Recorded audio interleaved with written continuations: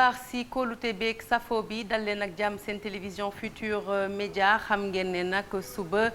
dibéer fanweeri fan ak benn ci weeru Zulet askanu Sénégal dañoo war a dem ca mbañ gàcce ya daal di fas yéene sànnil xob ñi nga xamante ne ndaw yi nga xamante ne ñoo leen nar a teewal fële ca pencam ndaw réew ma loolu nag moo tax ñu sumba bile waxtaan ma am mbégte loolu dalal ci samay ñaari invité di tàmbale sama nijoor professeur Babacar Gueye mi nga xamante ne kenn dootu ko présenté moom yaakaar naa ne min na kër gi bu baax a baax di ab constitutionnaliste waaye tey toogaayam fii ci studio bi mooy ne dafa bokk ci mooy président collectif yi nga xamante ne ñoo ëmb mouvement de la société civile yi saytu élection yi professeur maa ngi lay nuyu bu baax a baax di am mbégte dalal la encore une fois télévision Futurs Médias. maa ngi lay sant Sarah di la remercier ci invitation bi. aywa donc bu nu jógee ci professeur nag dañuy jàll ci sama càmmoñ fekk ci ki nga xamante ne moom mooy Birame Sène moom it miin na kër gi tàmm nañ di ko gis à chaque fois suñuy waajal ay élections li ko waral mooy kii nga xamante ne mooy directeur u formation ak communication fële ca DGE nag boo ko déggee mooy mbootaay bi nga xamante ne moom mooy organiser élection yi monsieur Birame Sène maa ngi lay nuyu. maa ngi lay fay Sara di la gërëm di la sant ci invitation bi di profiter ci occasion bi pour nuyuwaale sama professeur Babacar. yaakaar naa ni waxtaan bi dina neex tey aywa mu ngoog monsieur Sène ci yow sax laay tàmbalee mel ni suba nag mooy li ñu naan wërëw a dem na këng daanaka yegg si nañ ci ba noppi ndax mën nañu wax fii ñu toll nii temm ne daal lépp yemb na ngir bu subaa vraiment askan wi mën a def seen devoir citoyen en toute quiétude. jërëjëf Sara question bi nga posé am na solo donc xam nga suba mooy élection législative yi maanaam élection yi nga xam ne ci la ñu war a fal suñuy député muy 165 députés yoo xam ne ñoo war a teewal askan bi ci fële assemblée nationale. élection yi nag depuis juróom-ñaari weer ñu ngi koy waajal donc élection dafa am processus boo xam ne étape bu nekk ak li nga war a def donc étape yooyu yëpp weesu nañ ko mu des dernière étape bi mooy. bés bi nga xam ne ci la sénégalais yi war a dem ci bureau yi wote ji wote boobu nag boo ko waxee dafa am lu muy àndal li muy àndal moom maanaam matériel bi nga xam ne moom mooy war a permettre sénégalais boo xam ne dafa bugg a wote mu wote ndax teew na ci bureau de vote yëpp effectivement matériel bi teew na ci bureau de vote yëpp bureau de vote yi nga xam ne ñoo nekk Sénégal ak bureau de vote yi nga xam ne ñoo nekk ci diaspora bi matériel bi depuis dimanche passé lépp yemb na ba mu ngi ci loxoy autorité administrative yi ñoom également ñu ngi koy séddale fi nga xam ne foofu la war a dem et matériel bi également dem na fépp fi nga xam ne foofu la war a dem ci presque 16000 bureaux de vote yi nga xam ne moom la ñu am aussi bien au niveau national qu'au niveau international. ana ñaata la ñu am bureau de vote loolu dinañ ci ñëwaat ma ñëw ak professeur Babacar Gueye mooy li ma doon wax sànq yaakaar naa ne tey si suba sax amaloon ngeen ab conférence de presse jëmale ko ci li nga xamante ne mooy organisation élection yi suba est-ce que mën nañu wax ne yéen it superviseur on va dire observateur defe naa noonu lañ leen di tuddee de la société civile pare ngeen pour mën a superviser suba élection législative yi. waaw Sara jërëjëf waaw pare nañu pour. observer élection yi daanaka pare nañu depuis plusieurs mois parce que depuis plusieurs mois ñu ngi ci terrain bi ndax saytu nañu élection locale yi ba noppi observer nañ ko parce que ñu ngi ci département bu nekk am nañ fa ay observateurs ci élection yi di ñëw nag dañuy yokk observateurs yi parce que boobu ba léegi amoon nañu ci département bu nekk ay observateurs dañuy yokk yeneen 400 observateurs. ana la ko waral lu indi li ko waral élection yi parce que dañu bëgg nekk ci bureau de vote bu nekk bureau de vote bu nekk département bu nekk commune bu nekk bëgg nañ fa yónnee ay observateurs ñiy xool ñiy observer naka la élection yi doxee. ba tax na dañu am lu ëpp 380. observateur yi nga xam ne dañu toog ci lieu de vote yi maanaam fi ñuy voté wala ci bureau de vote yi ak lu ëpp 450 observateurs yi nga xam ne dañuy dox maanaam dañu dem fu nekk mooy observateur mobile yi nga xam ne dañuy dem ci ay bureau de vote yu nekk di xool naka la élection yi di doxee. tey si suba amaloon ngeen ab conférence de presse jëmale ko justement ci élection législative yi est-ce que ci tënk rek mën nañ xam lan ngeen waxtaanee ci conférence de presse boobu la. waaw li ma lay doon wax nii. la ñu waxtaanee leneen li ñuy waxtaanee mooy ne teg nañu benn village électoral maanaam ni ñu koy wooyee ci anglais situation room mu nga xam ne dafay am ñetti néeg bu njëkk bi néeg bu technique bi la maanaam foofu la ñiy recueillir information yi données yi nga xam ne ñooy informaticiens yi foofu la ñu nekk dinañu am lu ëpp 20 machine yuy recueillir données yi nga xam ne dañuy jóge ci fépp ci réew mi am beneen néeg bu ñu wooyee néegu analyse chambre d'analyse parce que bu ñu leen joxee données yi dañ koy analyser dañ koy càmbar xool yi lan mooy tendance yi lan moo jot a xew bu ñu ko càmbaree ba noppi def synthèse bi daal di ko jébbal beneen néeg bi mooy néegu politique yi nag leaderu société civile yi ñoo ci nekk ñooy jël décision yi bu fekkee ne dafa am dañu war a contacter administration territoriale bi ñu woo leen parce que dañu lëkkaloo ak DGE pour bu saa yu amee rëq-rëq ñu mën ko signaler parce que ñoom mën nañ ko bañ a yëg mën nañ ko mën a xam bu ko defee bu ñu xamee bu ñu gisee ne am na benn rëq-rëq dañ leen di woo ne leen am na rëq-rëq bërëb sàngam bu ko defee balaa muy loolu di indi jiixi jaaxa di indi problème dinañ ko saafara maanaam loolu mooy observation proactive dañu bëgg di def observation proactive di mën a corriger dysfonctionnement yi ci saa si bu ko defee du indi fitna du ñu xaar fitna bi jóg ñu door a intervenir dañu intervenir balaa fitna bi jóg. xam nañ ne saa yu élection amee itam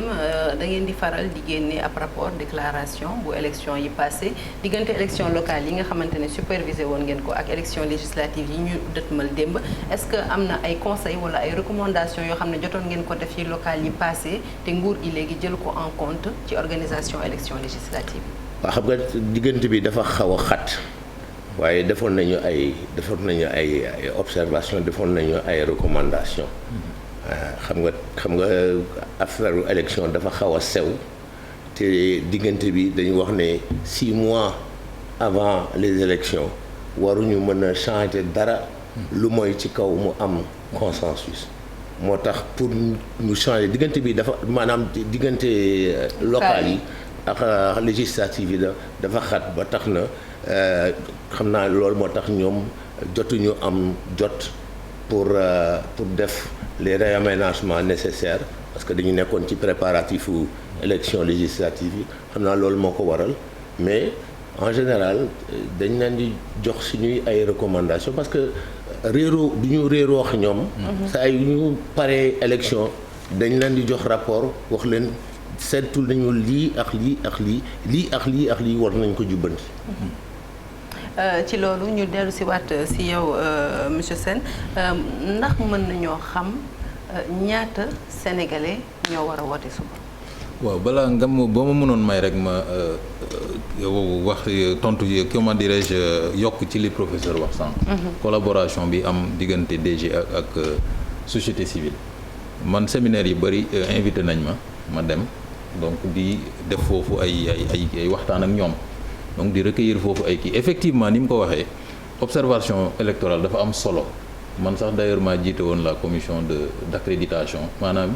ñooy saytu dossiers yi nga xam ne ñoom moom la ñuy indi pour ñu jox leen titre d'accréditation parce que dafa am nag ay conditions yu ñu leen di laaj donc mu nekk ñi war a ñëw bitim réew jóge bitim réew ak ñi nga xam ne ñoo nekk au niveau national et comme ni ko professeur waxee également bi ñu satisfaire conditions yi parce que ñun amoon nañ 49 demandes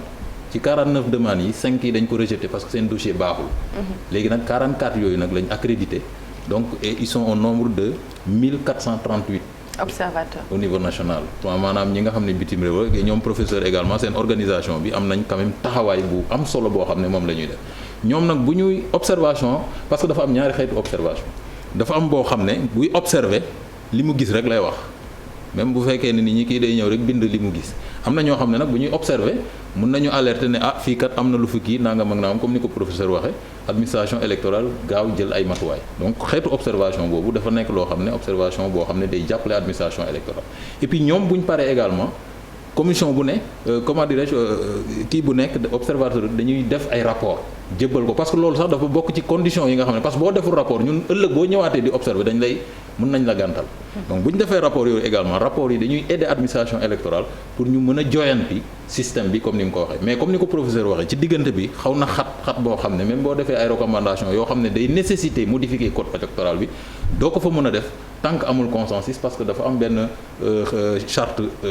comment dirais-je bu CEDEAO boo xam ne day tere ñu modifier loi électorale à 6 mois des élections donc gannaaw loolu li ñu mën a jàpp rek mooy sénégalais yi pour ñu war a dem wote ji ñu ngi toll ci 7 036 466 donc xam nga am évolution parce que bii passé 6 millions lañ ko mais fi mu nekk nii. bii passé ci local wala bii passé ci élection législative yi. non bii passé ci local bi. 6 millions et quelques la woon mais bii nag ñu ngi ci 7 millions loolu nag li ko waral mooy bi ñu ubbee liste yi amoon na inscription ci bitim réew ak fii ci biir réew mi loolu moo tax nombre d'électeurs yi yokku na ba yegg 7 millions. ñaata bureau de vote ñaata centre de vote on va dire balaa ñu yegg ci bureau sax ñaata centre de vote la ñu mën a jàpp moo am à l'échelle territoriale. am nañ 7013 boo boolee li am bitim réew ak li am ci biir réew mi 7013 centre de vote. léegi bureau de vote yi ñu ngi toll ci 15954. donc bureau de vote donc presque ñu ngi bëgg a yegg 16000 bureau de vote alors que élection locale yi on était à 15066 bureau de vote. donc am na yokkute tuuti. waaw professeur ma ñëwaat ci yow moom monsieur Sène dafay expliquer ne si local yi y avait 6 millions d'électeurs bi yoon il y a 7 millions ci diggante bu diir bu gàtt am na explication bu nga xamante ne moom la monsieur Sène jox yow en tant que constitutionnaliste est-ce que yaa ngi adhéré ci explication wala pour yow le fait que mu changé en fait donne boobu changé ñu nemmeeku ci benn augmentation en tout cas ci ab diir bu gàtt du nombre de députés naka ngay jàngatee loolu. waaw mais li ma wax dindi mënuma du ma ko dindi ndax li waral augmentation boobu mooy primo-votants yi ñi nga xam ne ci diggante bi dañu am 18 ans nga xam ne seen at mat na pour ñu voter loolu moo tax électeurs yi di yokku dafay am primo-votants yu bari yu bindu war a voter loolu mooy indi yokkute boobu. alors ñu daal di ñëw ci li nga xamante ne moom mooy ndax bokk na tamit ci li ñuy waxtaanee bien entendu def le point au niveau du territoire ci gox yu mel ni Thiès gox yu mel ni Kédougou gox gu mel ni région bu mel ni Saint-Louis dinañ doxantu daal fekki fa suñuy naataango ñu wax ñu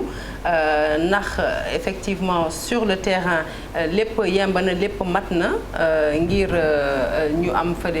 amal fa wote muy bu jaar yoon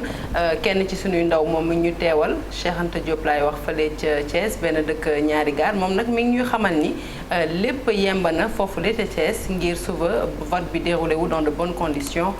moom lañ ciy àndal.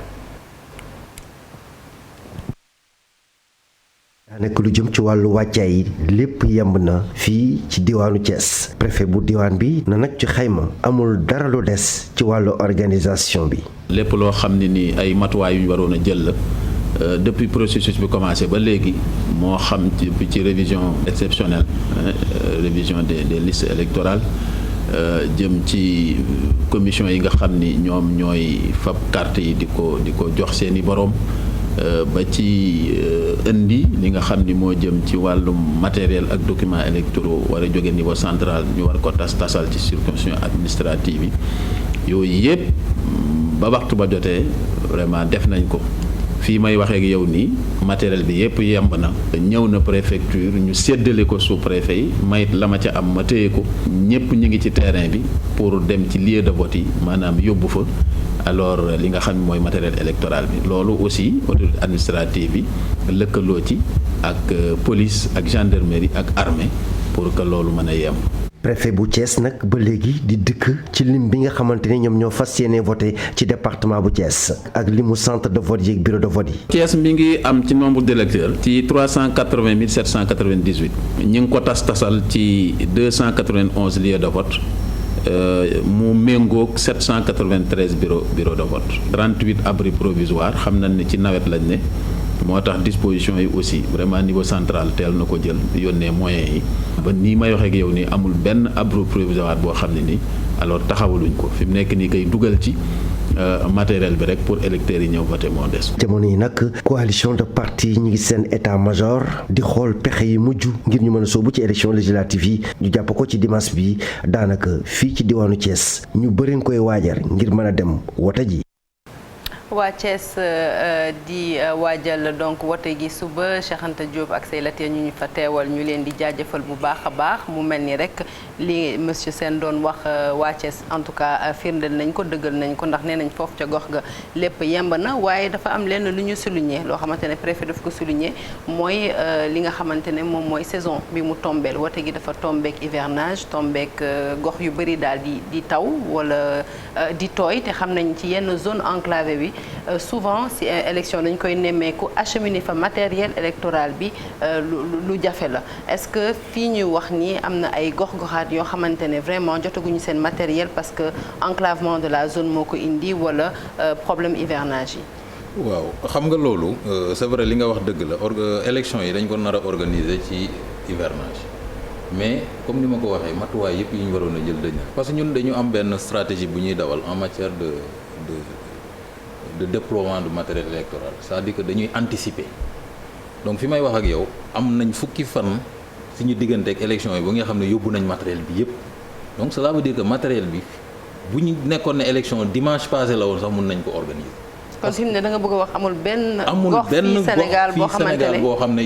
jotul matériel am parce que loolu dañuy anticiper parce que boo xaaree ba mu des ay juróomi fan fukki fan wala ñaari fan ngay door a yóbbu matériel mais da ngay am problème. mais bu fekkee ne da nga am ay 15 jours yoo xam ne dox na sa diggante kii bu fekkee ne am na lu manqué di nga ko mën a dabal. mais fi ma mën a wax ak yow amul benn gox boo xam ne signalé nañ ñu ne matériel yeggul foofu donc matériel yi commencé nañ ko yóbbu depuis le mois de juin. donc depuis le 18 juin commencé nañ yóbbu matériel ce qu'on appelle le matériel lourd du 18 au 25 lañ ko yóbbu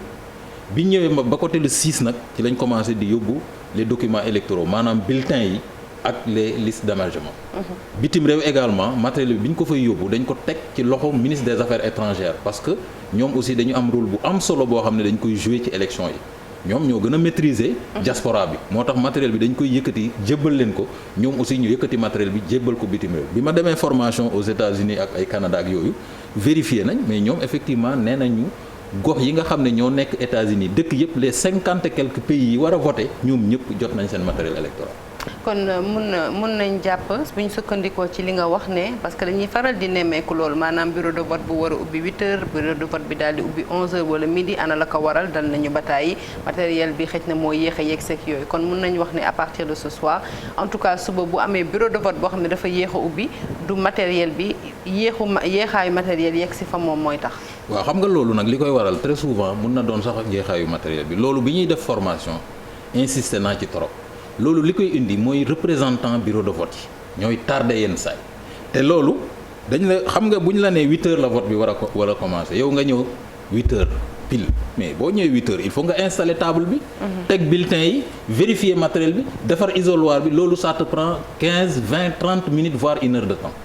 moo tax ñun bi ñuy def formation dañ leen wax ne bu fekkee ne yow membre bureau de vote nga da nga war a ñëw 7 heures wala 6 heures nga xam ne di nga am temps pour mën a defar sa bureau ba mu jekk. nga xam ne bu 8 heures jotee doo def lu dul ubbi mais bu fekkee ne da nga nelaw ba 8 heures nga yeewu dox ndànk dem sa bureau mais yow doo mun a bureau bi doo mun a ubbi 8 heures moo tax ñun bi ñuy def formation dañu insister parce que nee nañ leen dañ leen a wóolu ba tabb leen ngeen nekk ay membre de bureau de vote donc war ngeen mën a def benn effort boo xam ne bu bés bi ñëwee ngeen yeewu 6 heures wala 7 heures dem fi nga xam ne foofu la kii bi nekk ngeen ubbi bureau yi defar matériel bi bu boobaa nit ki bu ñëwee rek da ngeen di ubbi mu dugg voter tranquillement ñibbi tranquille parce que loolu day indi sax yenn saa yi pëccëxoo parce que bu fekkee ne da nga ñëw 8 heures tëju di kii itam ñu ne li ngay def leerul ak nangam bëgg a jël 30 minutes ubbi bu boobaa rang bi day bari nit ñi commencé coow li bari te élection benn coow rek mun na indi ay jaxasoo ci dëkk bi yëpp. donc loolu ñu ngi leen koy ñaan di leen ñaaxaat également ñu góorgóorlu ci loolu xam ne benn fan la ñu sacrifié wu ñëw à temps defar bureau de vote yi 8 heures ñu ubbi Sénégalais yëpp mën a dem voter. alors beneen aspect mooy loo xamante ne kenn mënu ko sóoraale mooy li nga xam ne mooy taw bi par exemple. au cas où par exemple dans certains endroits wala dans certaines régions vote bi bureau de vote bi yéex a ubbi ndax dafa taw yan disposition le représentant bureau de vote bi nar a jël. parce qu'il arrive souvent que ñu ne wax ne bureau de vote bi dafa tëj waru woon tëj heure bii dañ ko tëj taw bi indi na ay retard ak yooyu yan disposition le représentant yi ci bureau de vote yi war a am bu fekkente ne dañu yéex a ubbi ndax par exemple aspect climatique. waaw xam nga yéex a ubbi moom xam nga président bureau de vote bi bu fekkee ne moom dafa war a parce que am na ñoo xam ne parce que d'habitude gars yi ñi nga xam ne dañu leen di jël ñu nekk président bureau de vote wala membre de bureau de vote dañuy fekk ñu jege gox yooyu très souvent boo demee ci dëkk àll yi très souvent dañuy jël directeur d'école yi wala enseignants yi nga xam ne ñoo dëkk foofu ci biir école bi wala ci wetu école bi. ñu def leen ay membre de bureau de vote ak yooyu ñooñu mun nañu teel a ñëw maintenant pour affaire taw bi moom tawu yàlla la mais nag ñun direction générale des élections jël nañ ay matuwaay yoo xam ne même bu tawee donc nit ñi dinañ mën a dem voter tranquillement te du nekk ci yoo xam ne peut-être taw bi mun na leen yàqal voter ak affaire yooyu. donc ñun jël nañ matuwaay bi yenn taw bi nag yàllaa ko moom mun na ko wàccee mais nag ñu ngi ñaan rek que sénégalais yi nga xam ne ñoom dañu bëgg a voter jour bi nañ dem tranquillement voter donc matuwaay yi ci war yëpp direction générale des élections jël na ko defar ay bâche yoo xam ne surtout sur abri provisoire yi yoo xam ne bâche yu dëgër la yoo xam ne même buy taw nit ki dina mën a dugg ci biir voter tranquillement ci abri provisoire yooyu ba tey laa bëgg a yegg si est-ce que nag monsieur Sène xam na yaa fi teewal état moo tax yaay moom question boobu est-ce que au 21e siècle quand même vraiment en 2022 war nañ continuer di mën a amal ay vote ci ay abri provisoire. waaw mais xam nga chaque année nag abri provisoire yi bu doon par exemple dañ ne daaw téeméer la woon wala kii chaque année affaire bi dafay wàññeeku parce que nekkul loo xam ne dafay yokku. non problème bi kay dootul mu wàññeeku mooy mu jeex fi. waaw d'accord mais xam nga par exemple boo jëlee ville bu mel ni Touba par exemple xam nga dafa amul suffisamment d'école comme ni ko yeneen gox yi amee pour mu mën a abriter yenn say ay bureau de vote donc te am na noo koy defee ci kër wala dara nit ñi gisee ko neneen mooy waral très parce que abri provisoire bi fa lay gën a ëppee parce que ñooñu amuñu ay école yoo xam ne dañuy mën a abriter ay bureau de vote comme ni ko yeneen Dakar amee nga xam ne Dakar koñ boo dugg am na école et cetera donc loolu mooy waral abri provisoire yi mais de plus en plus quand même nit ñi ñu ngi ciy def ay jéego pour que abri provisoire yi quand même peut-être fii ak quelques kii dootuñ ko déggati ci landerneau bi. Professeur est-ce que le fait de amal ab woote ci ab abri provisoire am na incidence ci vote bi est-ce que am na lu muy wàññi wala lu muy nasaxal ci liggéey bi nga xamante ne moom la observateurs yi war a am. waaw mais dina am incidence quand même parce que kii voté du nekk à l'aise du nekk à l'aise comme bu nekkoon ci fu nga xam ne c'est couvert. Mais nag li nga xam ne moo mën a dalal suñu xel mooy ne lu mu nekk abri provisoire am na isoloir. kiy voté dina dem ci mbañ gàcce gi daal di dugal bulletin am te kenn du ko gis loolu moo ci ëpp important waaye nag confort bi ngay am boo nekkee ci foo xam ne am na kaaraange foo xam ne tëju na foofu loolu moo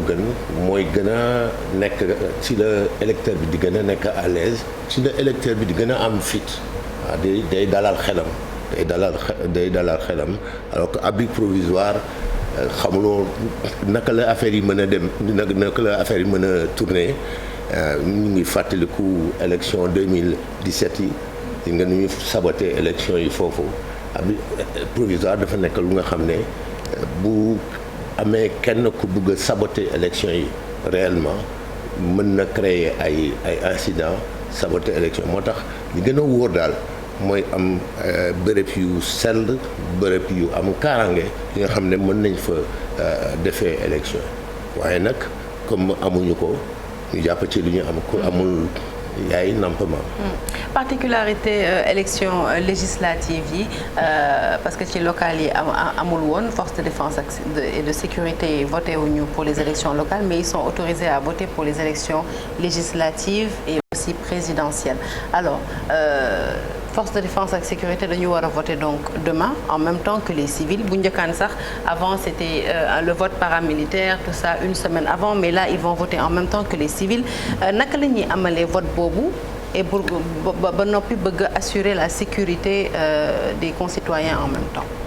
ndax loolu naru nekk jafe-jafe ci ñoom. déedéet loolu du indi jafe-jafe parce que quand même ñi nga xam ne parce que ñi war a assurer sécurité bi ak ñi nga xam ne ñooy parce que force de défense et de sécurité bari nañ parce que boo xoolee sax ñiy assurer sécurité élection yi mooy gendarmerie police ak comment dirais-je militaires yi mais boo xoolee ay les paramilitaires les autres paramilitaires tels que la douane eaux et forêts parcs nationaux service d'hygiène ñooñu ay paramilitaires lañ mais bokkuñu ci ñi nga xam ne dañuy kii ñooñu mun nañ dem tranquillement voter ji maintenant comme li nga ko waxee xam nga dafa am ñaari xeetu élection dafa am élection locale ak élection nationale élection nationale mooy élection présidentielle législative ak haut conseil yooyu ay élection nationale la léegi élection nationale yooyu dañu ne paramilitaires yi ak militaires yi mun nañu voter bu ñu nee militaire nag ñetti corps la ñu am luñ militarisé maanaam gendarmerie la armée ak sapeur pompier les corps paramilitaires 6 lañu eaux et forêts parc service d'hygiène police douane et cetera ñoom ñooy les paramilitaires ñooñu yoon daf leen may la possibilité ñu dem voter mais vote bi du n'importe comment ngay voter parce que boo liiree article L69 dafa am ay conditions yu mu teg te du paramilitaires yi ak militaires yi journalistes yi ak chauffeurs yi ak les délégués de la cour d'appel ak membre bureau de vote yi ñoo yem même condition c'est-à-dire que doo mën a voter tant que yow sa tur nekkul ci benn liste boo xam ne ci commune bu bokk ci benn département je donne un exemple yow Sara yaa ngi dëkk par exemple Thiès nekk journaliste war a couvrir ci Dakar boo ñëwee Dakar doo mën a voter Dakar mais bu fekkee yow département de Thiès ba nga bindu da nga dem ci benn village wala ci benn commune boo nekk même bu fekkee ne Thiès ngay voter di nga mën a voter parce que yaa ngi ci biir département bi loolu nag c'est une nouveauté boo xam ne ci dialogue politique bi la ko acteurs politiques yi d'accordoon ba ñu codifier ko mooy article L69 même boo nekkee militaire wala paramilitaire bu fekkee ne da nga dem mission wala da nga dem fenn di assurer sécurité bi bu fekkul ne yow ci commune ci département boobu inscrire foofu doo mën a voter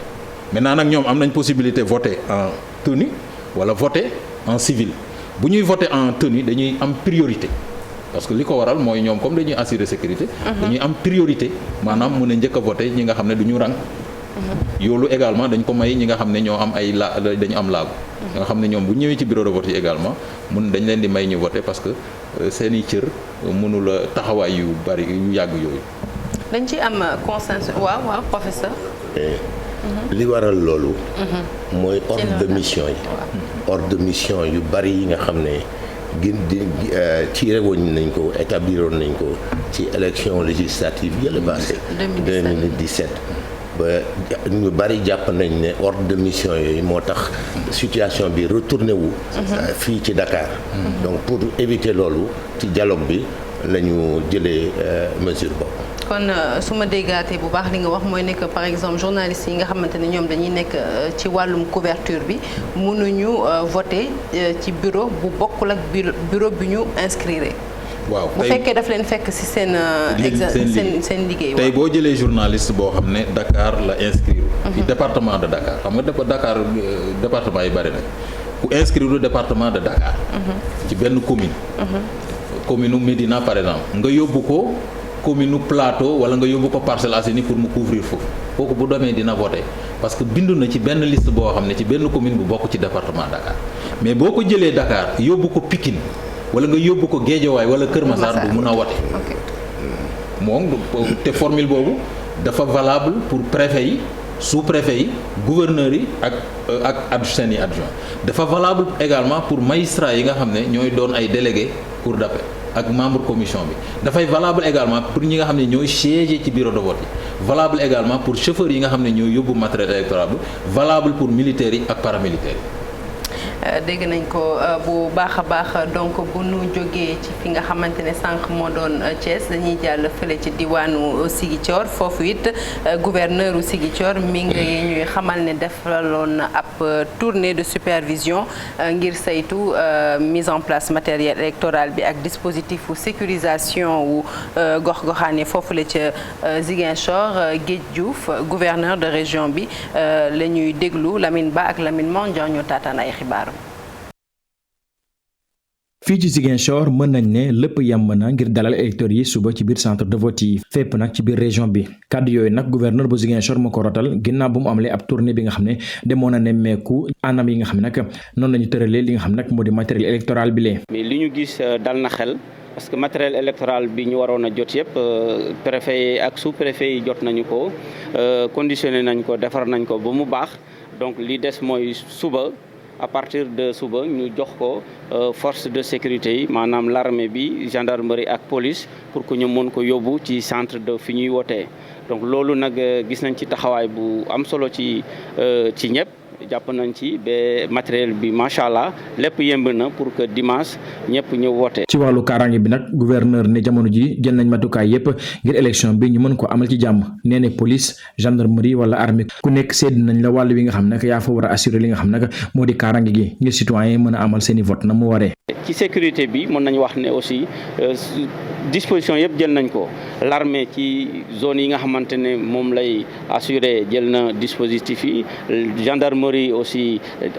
def na dispositif am ba pare police moo nekk ci commune Ziguinchor pour assurer sécurité bi donc ku ci nekk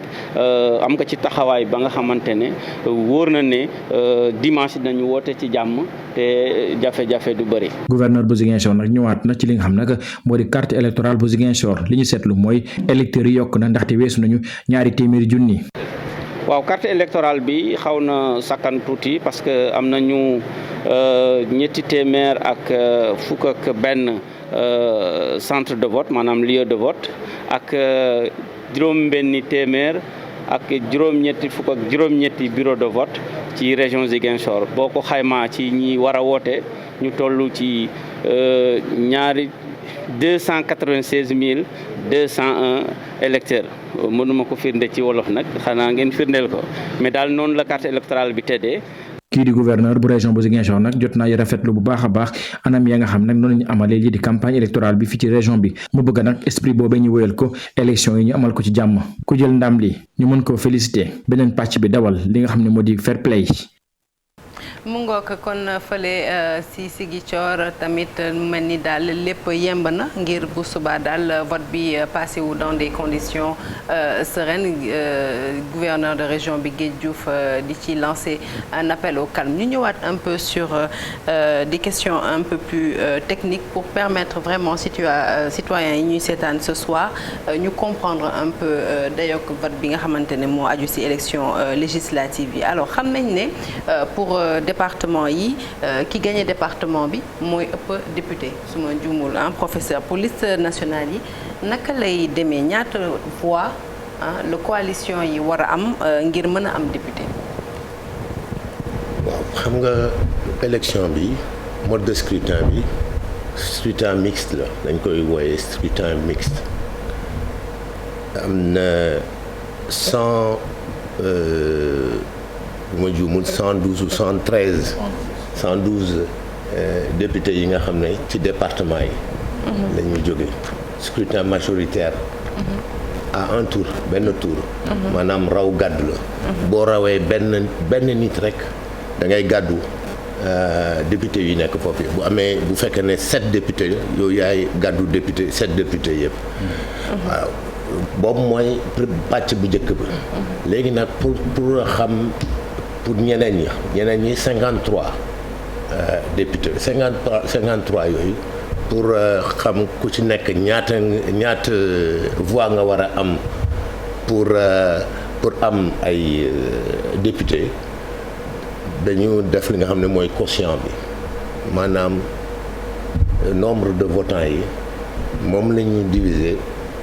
ak nombre de sièges bu ko defee ñu am quotient bi saa yoo amee quotient bi am nga benn député ñu koy def noonu di ko def noonu ba mu mat 53.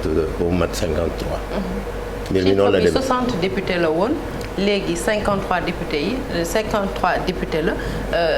lan moo indi ñu dindi ci juróom-ñaari députés. xam nga dañu créer benn département bu bees. Kër Massar. loolu moo waral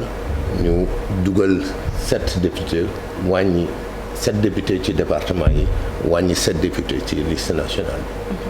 monsieur Sène ba tey si calcul boobu. waaw comme ni ko professeur waxee rek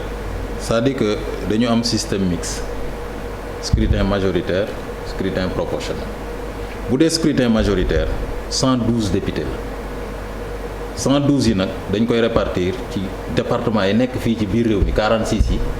ak 8 départements yi nekk ci diaspora boo ko boolee muy 54 départements.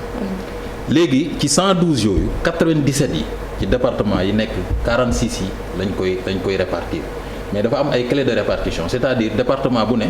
dafa war a am benn député mais député bi gën a bari juróom-ñaar la mais loolu day tënku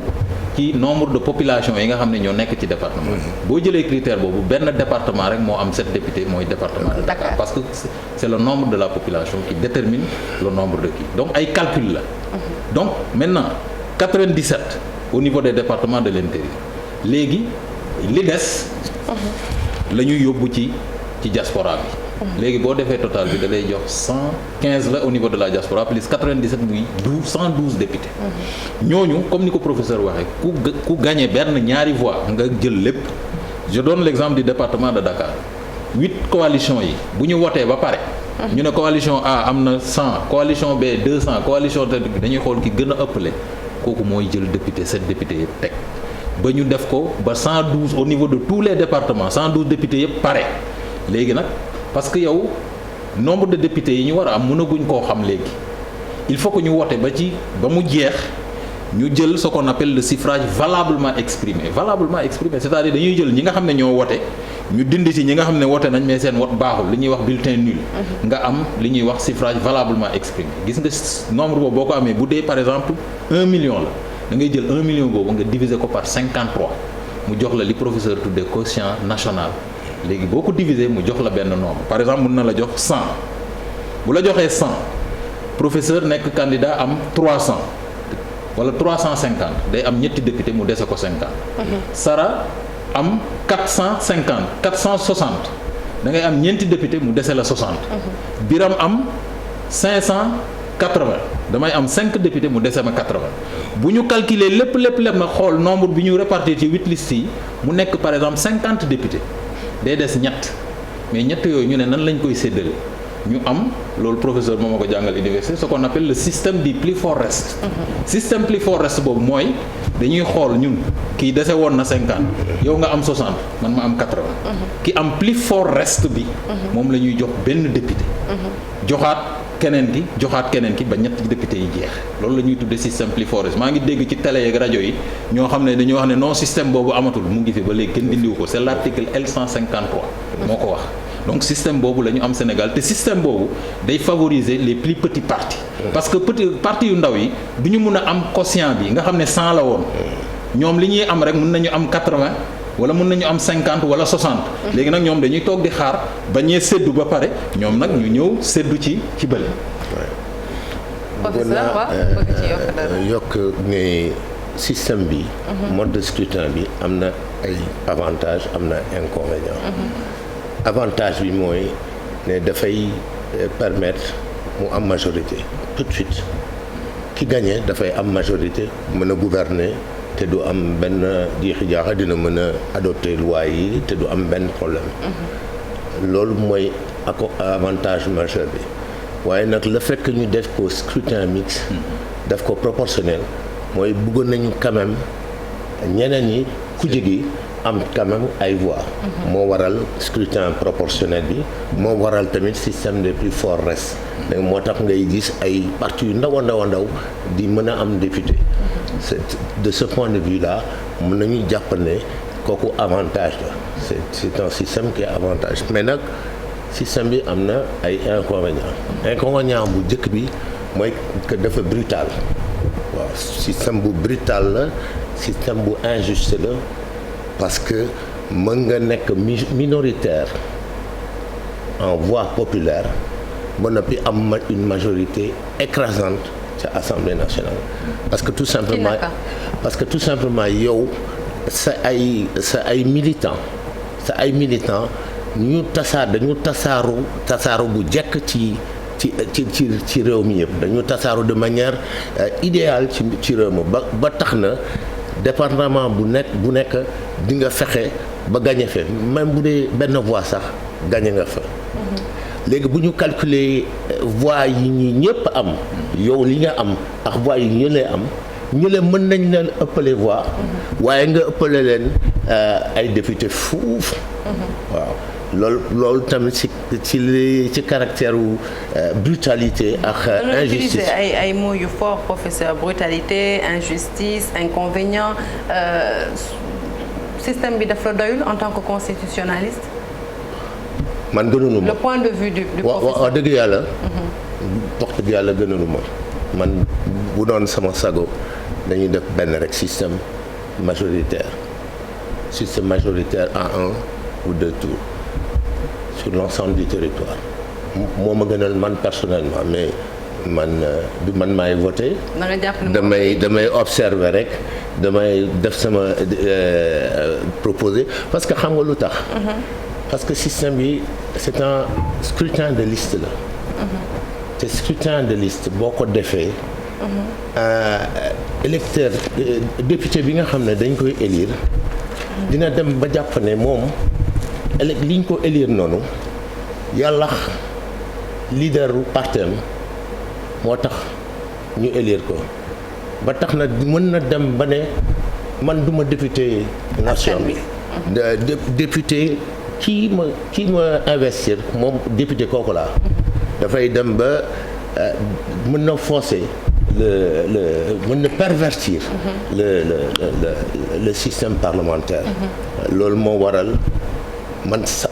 sawaruma ci loolu. loolu da nga may tendre la perche pour ñu wax pour que ñu waxtaanee li nga xamante ne mooy vote utile parce que émission bi aussi bu ñu koy def à la veille des élections c'est vraiment benn aspect pédagogique la pour ñi nga xamante ne dañuy seetaan ñu comprendre déjà lan mooy rôle lu député ndax bëri na ñoo xamante ne même engouement si élection législative bi j'ai été même surprise sànq bi Biram waxee ne que yokku na parce que dañu daan nemmeeku sax ne élection locale yi tout le temps comme affaire gox-goxaat la ak yooyu moo doon ëpp vraiment engouement donc soo doon tey waxtaan ak askan wi à la veille de l'élection pour sensibiliser leen pour ñu dem voter ji suba lan nga leen di wax ci rôle lu député lan moo war a doon taxawaayu député assemblée nationale. waaw man dinaa leen wax ne député rôle bu am solo am solo la am ci réew mi xam nga pouvoir yi ñett la pouvoir exécutif pouvoir législatif pouvoir judiciaire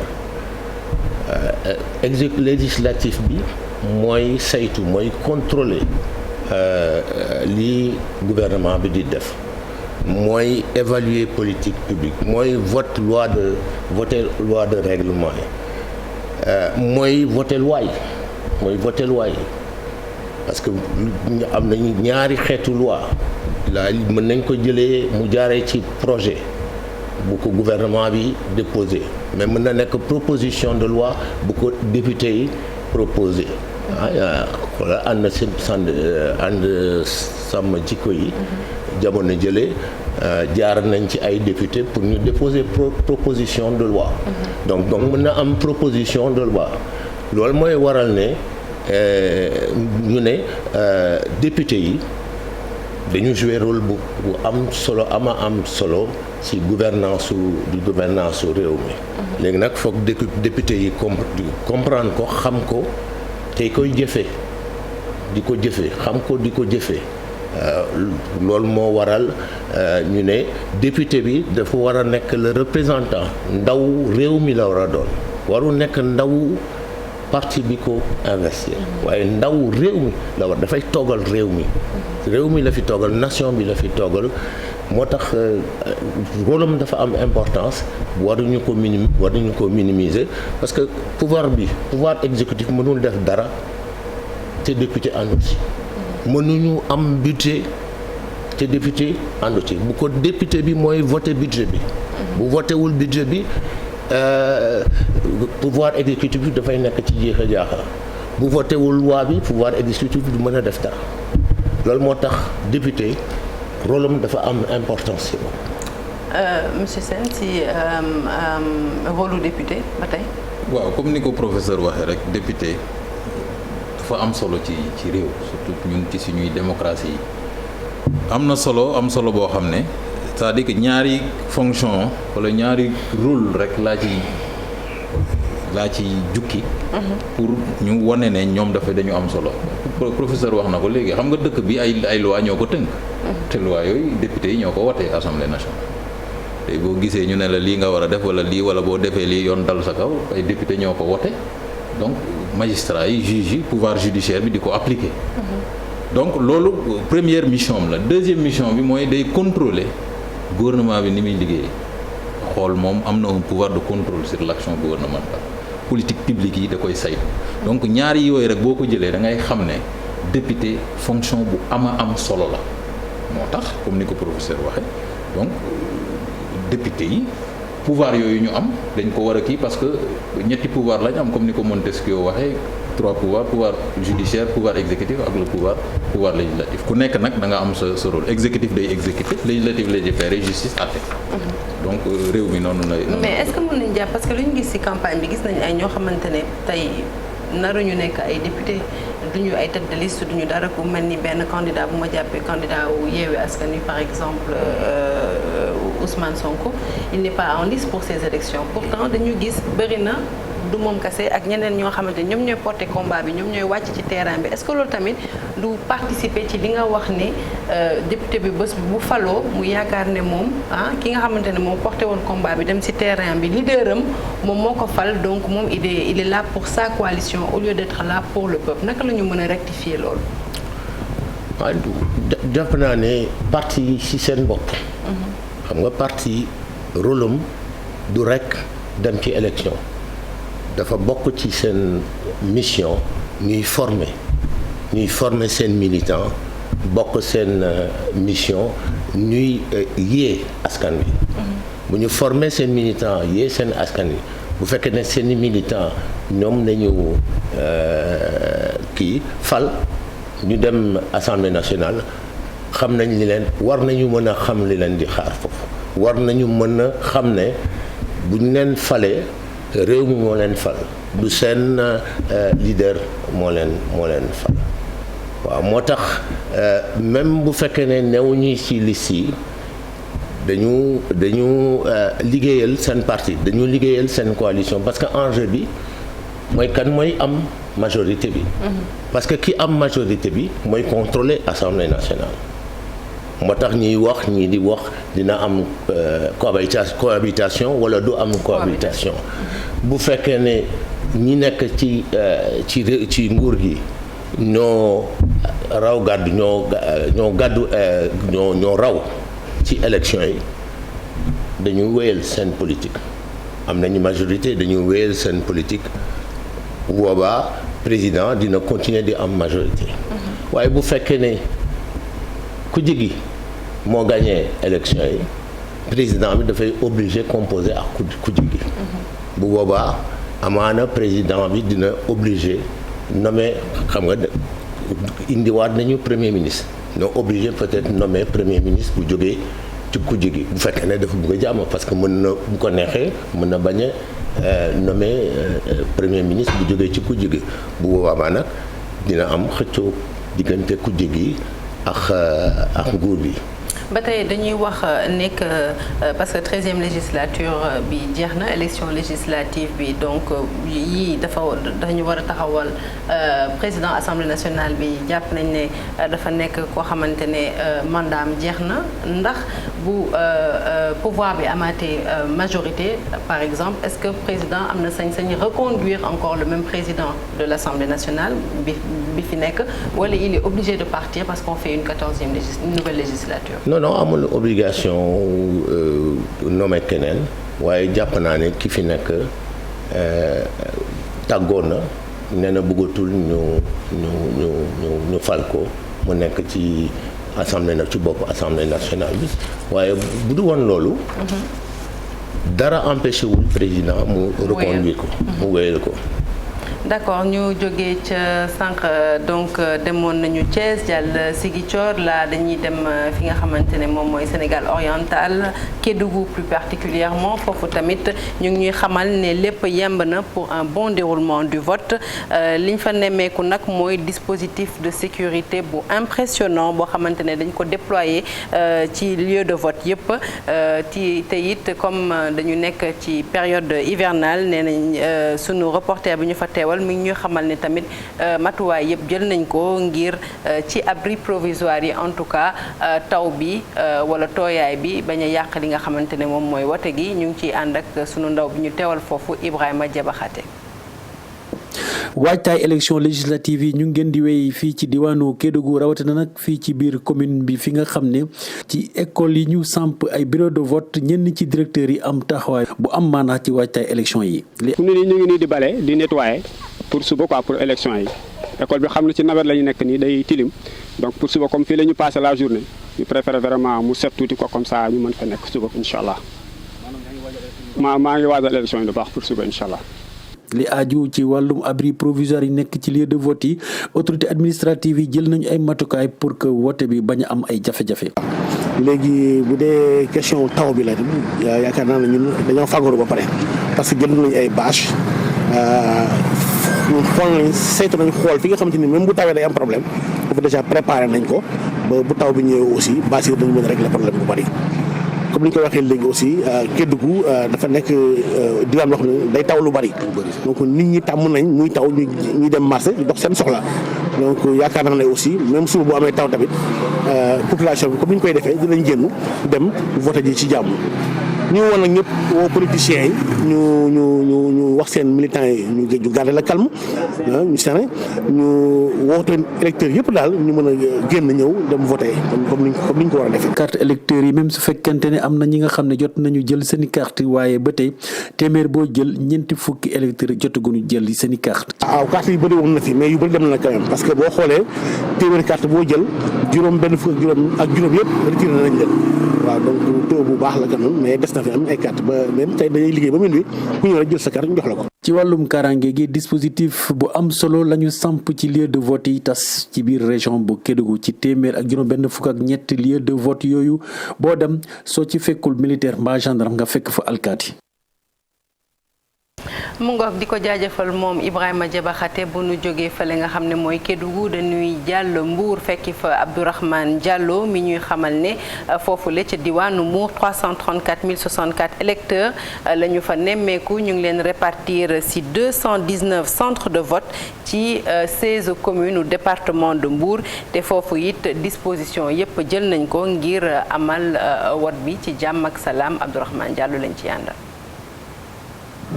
jaa ngeen jëf ci seen seetaan télévision Futurs Médias ñu ngi fii ci département bu Mbour war a waxtaanee li nga xam ne dafa jëm ci wàllum élection yu suba xam ngeen ni tey jii nii ñii di préfet yi sous préfet yi wala boog ñi nga xam ne ñoom ñooy waa SEDA mën nañu wax ni tey amuñu jot ndax ñu ngi ci lu jëm ci réglage yu mujj yi ci loolu nag jot nañ leen ci téléphone daal di leen laajte ay xibaar waaye tamit ñu daal di dugg ci yenn centre de vote yi nga xam ne am na ci département bi gis nañ ni mbir yi yemb na dëgg la nag am na yenn bagage yi nga xam ne ba léegi ci yenn centre de vote yi yegg seegu fa ndax dañuy xaarandi rek ba fajar ñu def li ni mel wala boog bu gënee guddi waaye nag mën nañu wax ni département bu Mbour lu toll ak 334 063 électeurs mu doon li nga xam ni lu yokku la lu wuteek li nga xam ne moom mooy élection locale yi ñu génn ndax boo xoolee ba ci biir li jëmoon ci wàllum élection locale yi mën nañu wax ni lu ëpp 5000 personnes yokku nañ ci loolu nag mën nañu wax tamit ni nit ñi dem nañu jël ñi nga xam ne ñoom mooy seen carte électeur bi ñu mujjee woote ci lu jëm ci wàllum carte électeur yi ñu ngi ñu xamal ni lu ëpp 4000 cartes et quelques daal nañ ko récupérer ci loolu mooy sànq ni ma leen ko waxee rek ci département bu Mbour bi tamit mën nañu wax ni 16 communes moo fi nekk ci 16 communes yooyu am nañu 705 bureaux de vote 705 bureaux de vote yooyu nag dañ ko tasaare ci lu toll ak 216 centres de vote yooyu nag mën nañu wax ni am na yenn gox yi nga xam ne ñoom ñoo nekk ci département bu Mbour lu néew 5000 électeurs ñoom ñoo fa nekk fu mel ni Somone la fu mel ni Ngaparou ak communes yi ni mel donc tey jii nii bu ñu waree wax ci li nga xam ne moom mooy matuwaay yi nga xam ne jot nañ ko jël mën nañ wax ni lu bëri yemb na te tamit ci centre de vote yi nga xam ne jot nañ ko visiter amul benn bi nga xam ni am na ndox wala boog am na lenn li nga xam ne moom moo ko gàllankoor ndax xam ngeen ni ci jamonoy nawet la ñu nekk waaye nag mën nañu wax ni fii am nañu yaakaar li nga xam ne moom moo jëm ci wàllum élection yi mu demee comme ni mu waree wàllum kaarange tamit am na policiers yu bëri nga xam ni ñoom sax Thiès la ñu jógee daal di yegg si fii ñeneen ñi ñu ngi leen di xaarandi tey ci xaaju guddi ndax ñoom aussi ñu daal di yegg si fi nga xam ne moom mooy département bu Mbour donc mën nañu wax ni tey département bu Mbour pare na ngir élection yi nga xam ni moom la ñu jëm ñu war ko mën a amal ci ni mu waree. di ko jaajëfal Abdourahmane Diallo ak Mamadou Gueye ñi nga xamante ne ñooñu teewal foofule ca diwaanu Mbour bu nu jógee Mbour nag dañuy jàlle fële nga xamante ne moom mooy Ndar foofule ca Ndar nag nemmeeku nañ fa 535 550 électeurs yoo xam ne ñu ngi leen répartir ci 1162 bureaux de vote ak 493 lieux de vote foofu it sunu ndaw yi ñu fa teewal ñuy xamal ne disposition yépp jël nañ ko pour un bon déroulement du scrutin pour demain dimanche 31 juillet teg ci it gouverneur de Saint-Louis Alioune Badara Samb moom it mu ngi rassurer bu baax population Saint-Louis yi par rapport ak li nga xamante ne mooy seeni kaaraange ndax mi ngi leen di xamal ne ci bureau de vote bu nekk kaaraange bi dina am soit police wala gendarmerie wala ay ndawu l'armée yu fa nekk ngir mën ko saytu détails yi ñu ciy ànd rek Ousseynou Diop ak Habib Seck. ngi ci diwaan Ndar géej Ndar nag ko xam ni dëkk la boo xamante ni ci wàllu vote dañ koy ràññee bu baax a baax école bi nga xamante ni tey moom la ñu janool mooy école Rawane Ngom file fukk ak juróom benn ci ay bureau de vote lañ fi daal di nemmeeku Ndar géej nag bu fekkee da nga xool ci wàllu région bi am nañ 535 554 électeurs ci wàllu bureau de vote yi toll na ci 1162 centre de vote yi 493 département bu Saint-Louis nag département la boo xamante ni tam askan wi daañu ko bàyyi xel bu baax a baax ndaxte mi ngi toll ci 122 055 électeurs 29 centres 219 bureaux boo xoolee nag Ndar da ngay jàpp ni lu jëm ci wàllu li nga xamante ni mooy électeurs yi bari na lool moo tax nag préfet bu département bu Saint-Louis léegi la daal di def li nga xamante ni mooy tournée dem ci yenn ci l'école yi xool lu jëm ci wàllu liggéey bi nga xamante ni amal nañ ko fa yóbbu matériel yi nga xamante ni itam dem na ci wàllu bureau de vote yi moom nag li mu jàpp mooy Ndar dañu war a voté ci jàmm delluwaat ci jàmm waaye tamit nee na matériel yëpp teg nañ ko ci yoon kon ñu déglu ki nga xamante ni mooy Abdou Khadir Djeylani Fall adjoint préfet bu Ndar. ñun instant bi ñu ngi ci déploiement matériel mooy li ñu woowee petit matériel donc le matériel lourd c'est-à-dire les isoloirs yóbbu nañ ko depuis donc balaa ñu ko doon yóbbu dañ doon assuré wu que à ce que les forces de l'ordre ñu nekk sur place ba pare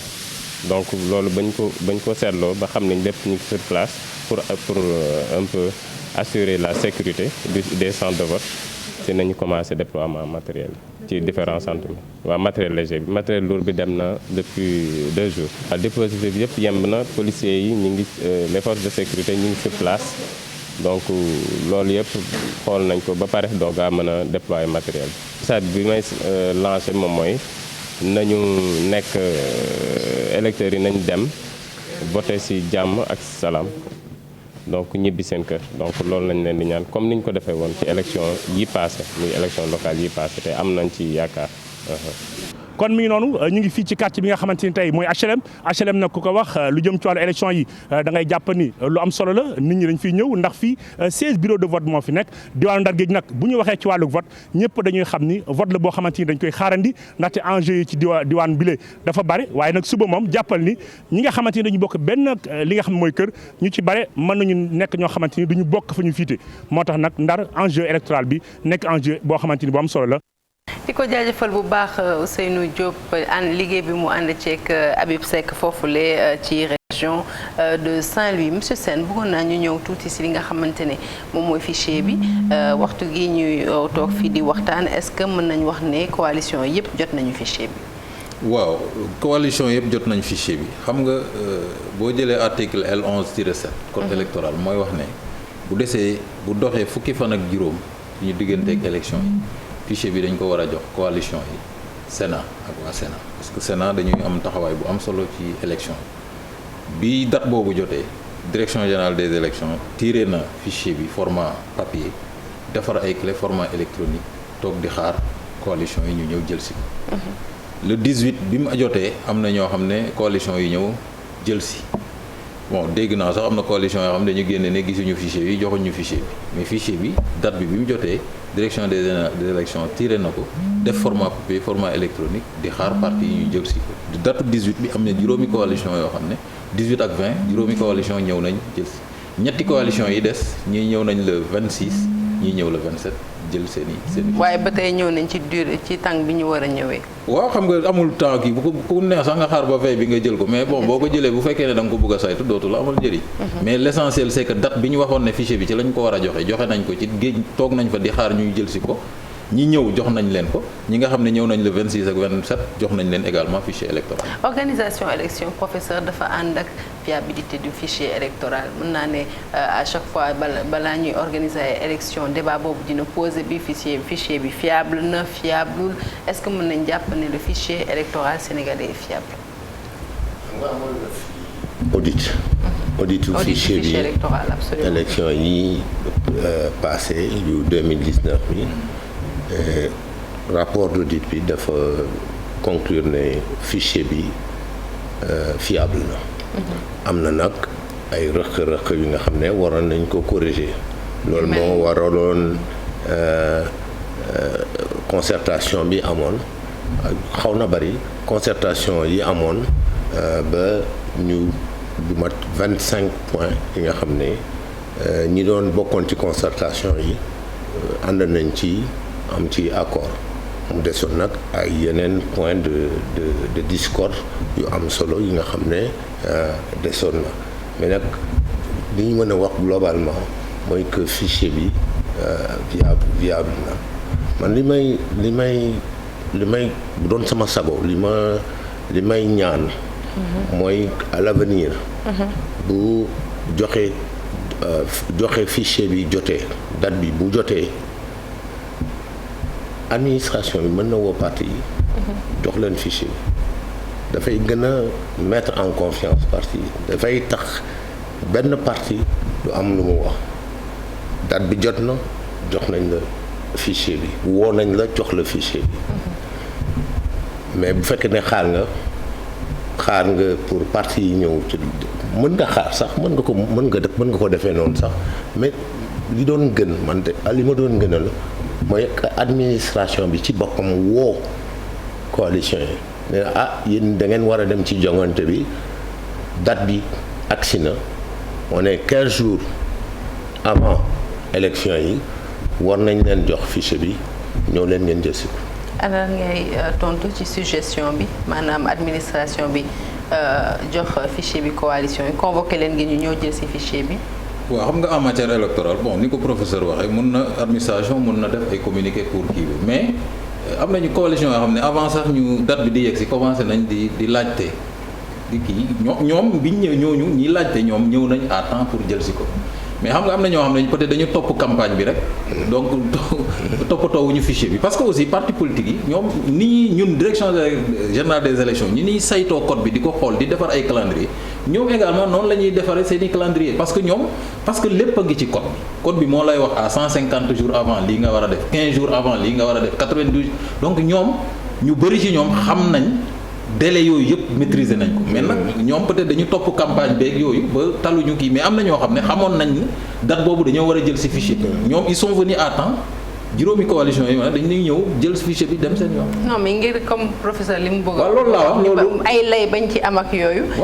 est-ce que yaa ngi adhéré ci proposition bi. non si adhéré naa ci. loolu peut-être mun nañ ci def ay communiqué ne tel jour mun ngeen ñëw. leneen li ñuy faral di dégg tamit ci élection mooy mbirum transfert d'électeur est-ce que fi ñuy wax ba tey transfert d'électeur c'est possible.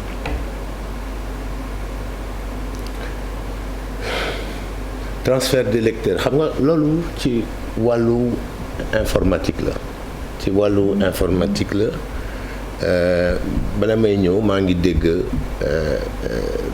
benn responsable politique bu nekk ci gujj gi di wax ne am na ay transfert électeurs wax ne am na ci yenn gox-goxaan yi lu ñu wàññi ci électeurs yi lu mat 8 xaw ma 10 gox-goxaan yi nga xam ne wàññi nañu électeurs yi te gis nañ tamit que am na yeneen gox-goxaan yi nga xam ne yokk nañ ay électeurs yi nga xam ne feneen la ñu jógee. ba wax na ne dafa am transfert d'électeurs wax dëgg yàlla man nag du ma informaticien saytuwuma loolu mënuma ko infirmer mënuma ko tamit confirmer. Monsieur Sène, transfert d'électeurs. bon xam nga man. transfert de est-ce possible? man xam nga man am na yoo xam ne peut-être aspect yoo xam ne mënuma ci xuus parce que man bu ñuy wax transfert d'électeurs damay xam ñoom lan la ñuy tuddee transfert d'électeurs parce que bu fekkee ne ñun administration ñun loolu mënuñu ko saytu ñun liñ mën rek mooy ubbi liste électorale yi nit ñi ñëw indi këyit yi leen li laaj ñu inscrire maintenant kii indi na kii mu inscrire kii indi na kële loolu administration électorale mënu ko saytu ñun dañuy ubbi liste yi ne ku bëgg a bindu demal bindu léegi nag ñoom nañuy bindoog yooyu ñun këyit yi ñu lay laaj commission ya fa ne ay këyit lañ lay laaj këyit yooyu nag boo ko indee mun ngaa bind léegi nag li ciy làqu ci ginnaaw ci wàllu politique ak yooyu loolu yoonu administration électorale newu ci ñun fichier bi bu paree dinañ bind nit ñi dinañ génnee carte bi dinañ ko distribuer mais nag politiciens yi moom xam nga fu nekk dañu fay tirer te administration électorale moom duñ ko may dara dañuy tirer ñii fii lañ far et cetera te yàlla xam na ne ñun liggéey bi ñuy def xaaruñ ci kenn dinañ ñu xas dinañ ñu saaga mais terewul ñun liggéey bi ñu war a def dinañ ko def parce que ñun ñëpp Sénégal moo ñu ñor mais nag xam naa ne loolu ay débat yoo xam ne parce que nit ki aussi looy wax da nga ko war a indil ay firnde mënoo wax ne ay transfert d'électeurs rek toog ci rajo yeeg télé yi di ko wax te yow mënoo indi benn firnde buy wane ne am na ay transfert d'électeurs wala sax nga définir la notion de transfert d'électeurs ñu mun a xam lan mooy transfert d'électeurs est-ce que mooy Sara tey Dakar la dëkk léegi Thiès la bëgg a voter dem na fa voter ji wala loolu mooy transfert d'électeurs dama xam il faut que ñu leeral nit ñi qu'est-ce qu'ils entendent par transfert d'électeurs. am na leneen loo xamante ne dina feeñ souvent si liggéey bi édition yi ñuy présenté yaakaar naa y a même pas une semaine waxtaanee nañ ko ci journal bi mooy les cartes d'électeurs qui sont toujours en souffrance dans des bureaux de vote te loolu dañ koy nemmeeku saa yu élection war a am mu nekk lu regrettable parce que nga dem déposer sa carte mu génn te demoo dem jëli ko mais est-ce que léegi waruñu direction générale des élections administration warul inverser la tendance peut-être jéem a xool naka la ñu mënee acheminer ces cartes vers seen borom au lieu di xaar carte yi di desandi ci biir ci bureau de vote. xam nga loolu day doon affaire bu metti parce que au Sénégal on a un problème d'adresse tey fi mu nekk Saara mën nga dëkk fii suba nga dëkk feneen parce que loolu bu nekkoon ci yenn dëkk yi mën na possible nga xam ne kii adresse am bii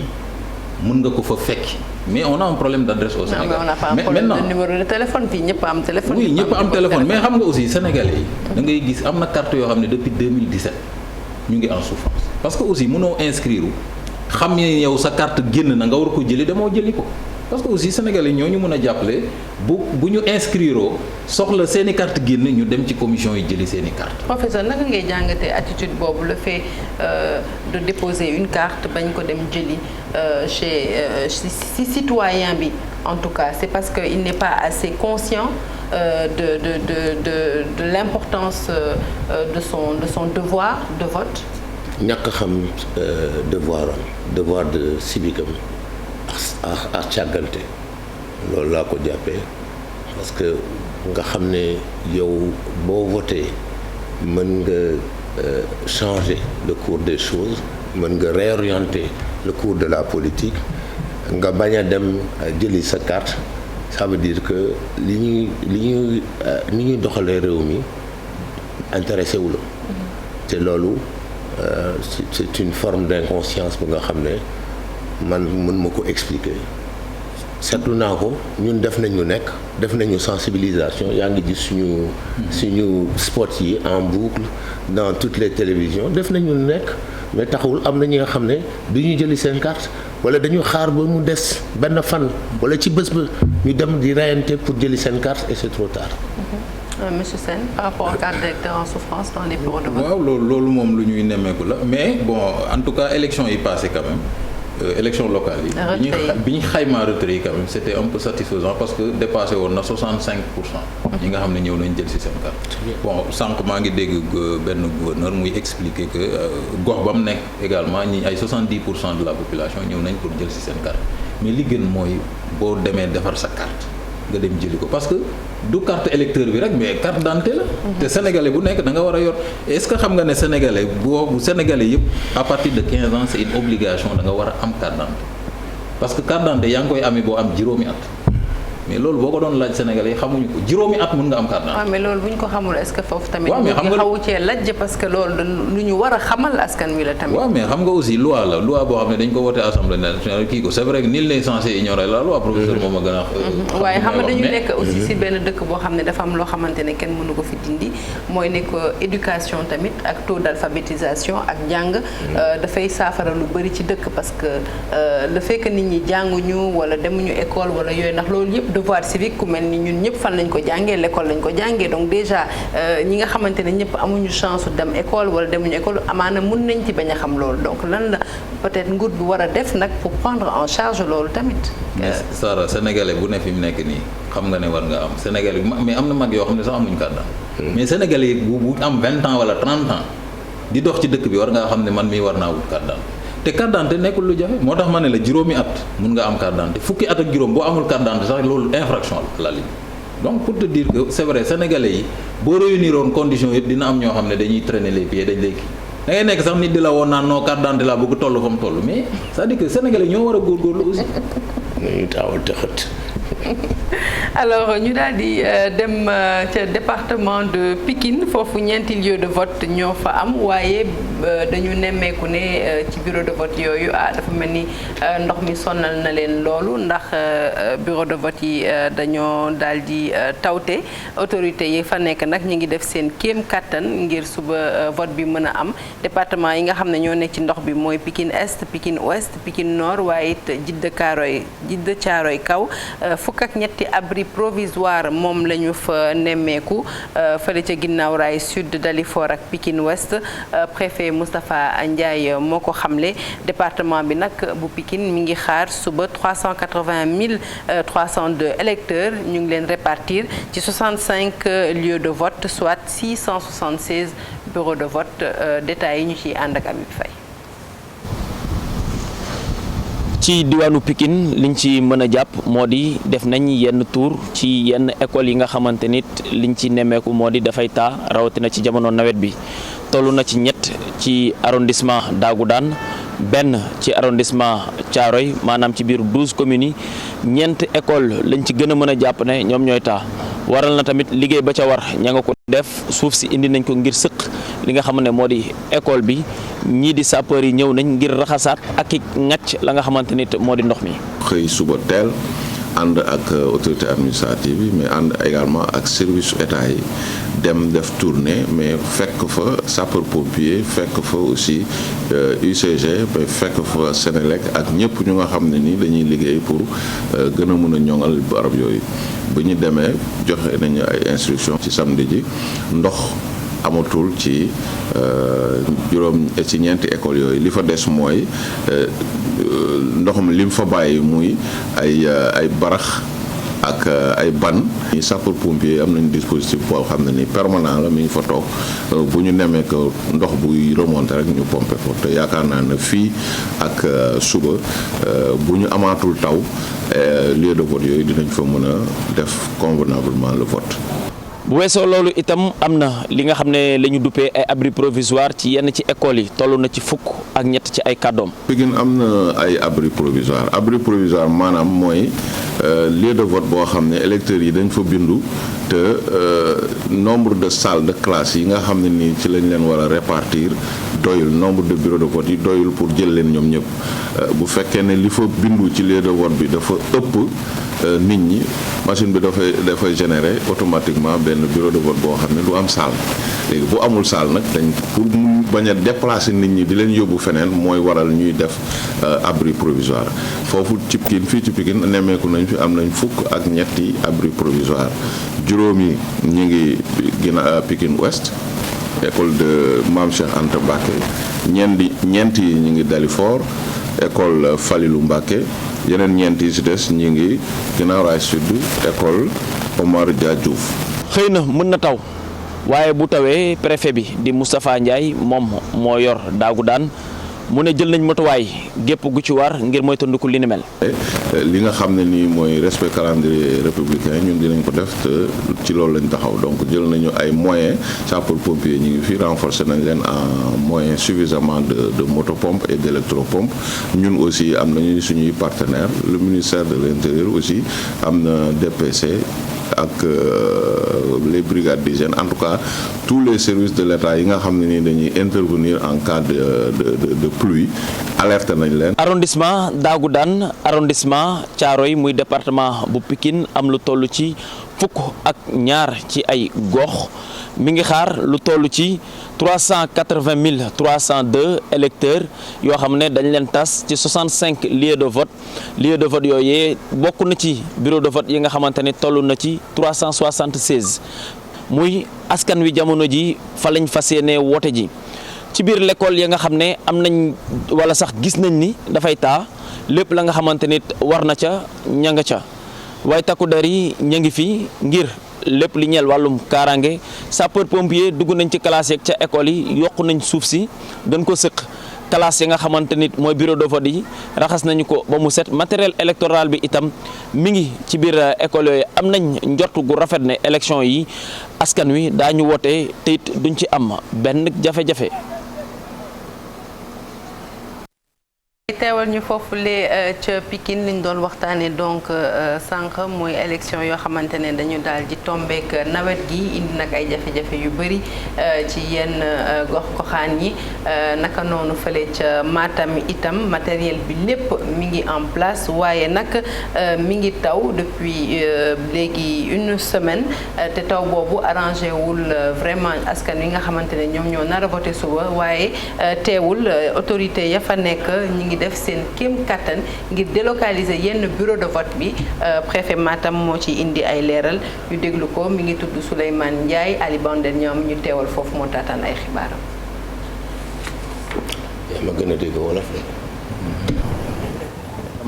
ñoo nga kon nemmeeku d'abord lan mooy dispositif bi nga xamante ni di ngeen ko war a mën a mettre en place pour que électeurs yi mën a xëy dimanche voter. waaw Ali tey dañoo xëyee taw bu bari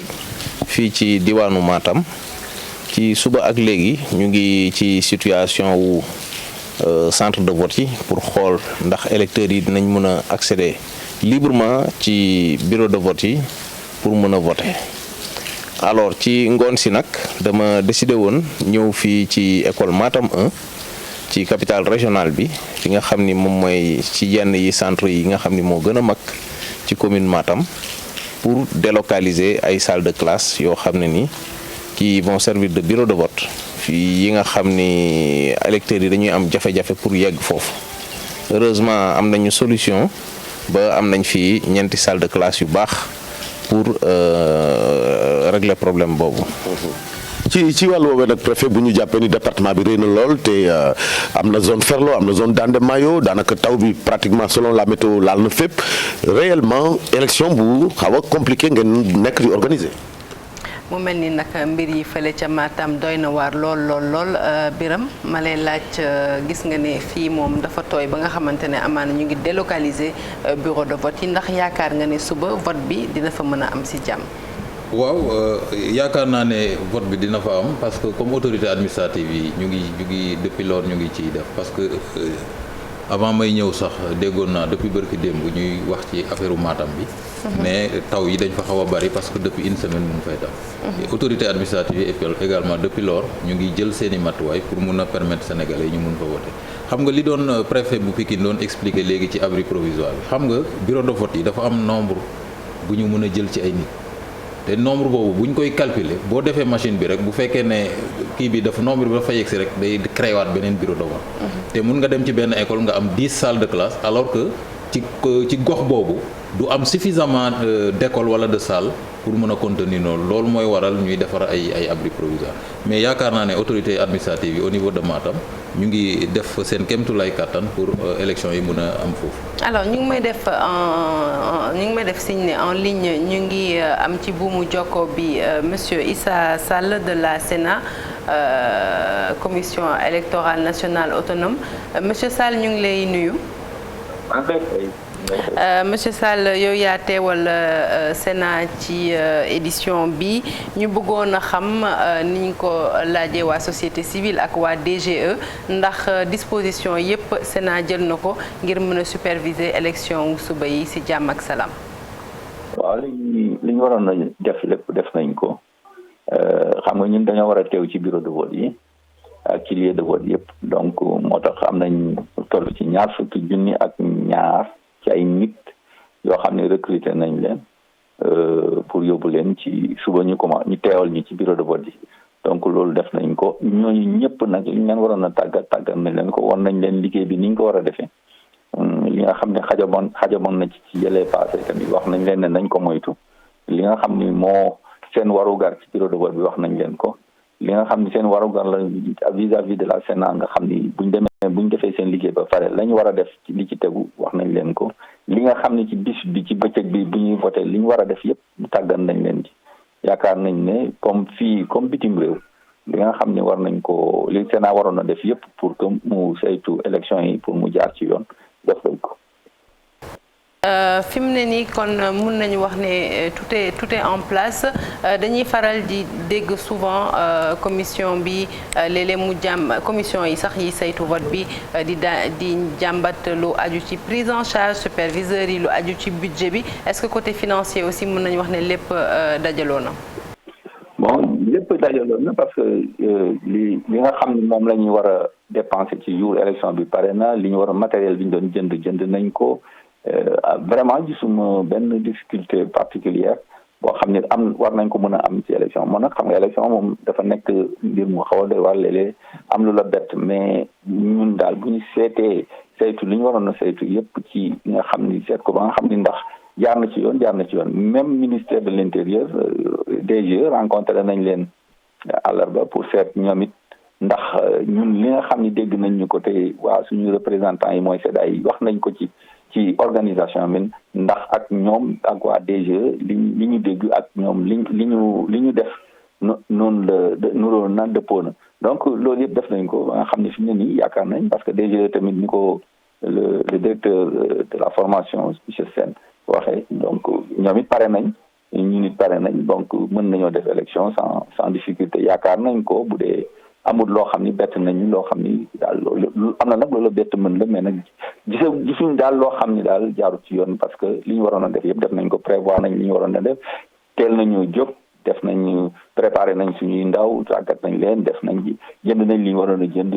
nit ñaa ngi dem ci seen bureau de vote yi depuis démb parce que am na zone yoo xam ni vendredi la ñuy yóbbu parce que dañoo sori dañoo naqare dem vendredi la ñuy yóbbu léegi laa dégg waa Bakel bi ne ma oto yi waroon a dem taw bi tax na ba mënuñoo dem dañoo luye ay gaal pour yóbbu donc li nga xam ni waroon nañ ko def nañ ko parce que ñoom it jox nañ leen moyens yoo xam ni bu dee am nañ difficulté rek ñu réagir automatiquement. xanaa kon ma bàyyi la rek bu dee am nga appel boo xamante ne moom ngay lancé électeurs yi citoyens yi lay déglu. waaw mais xam nga élection lenn la rek du voter rek.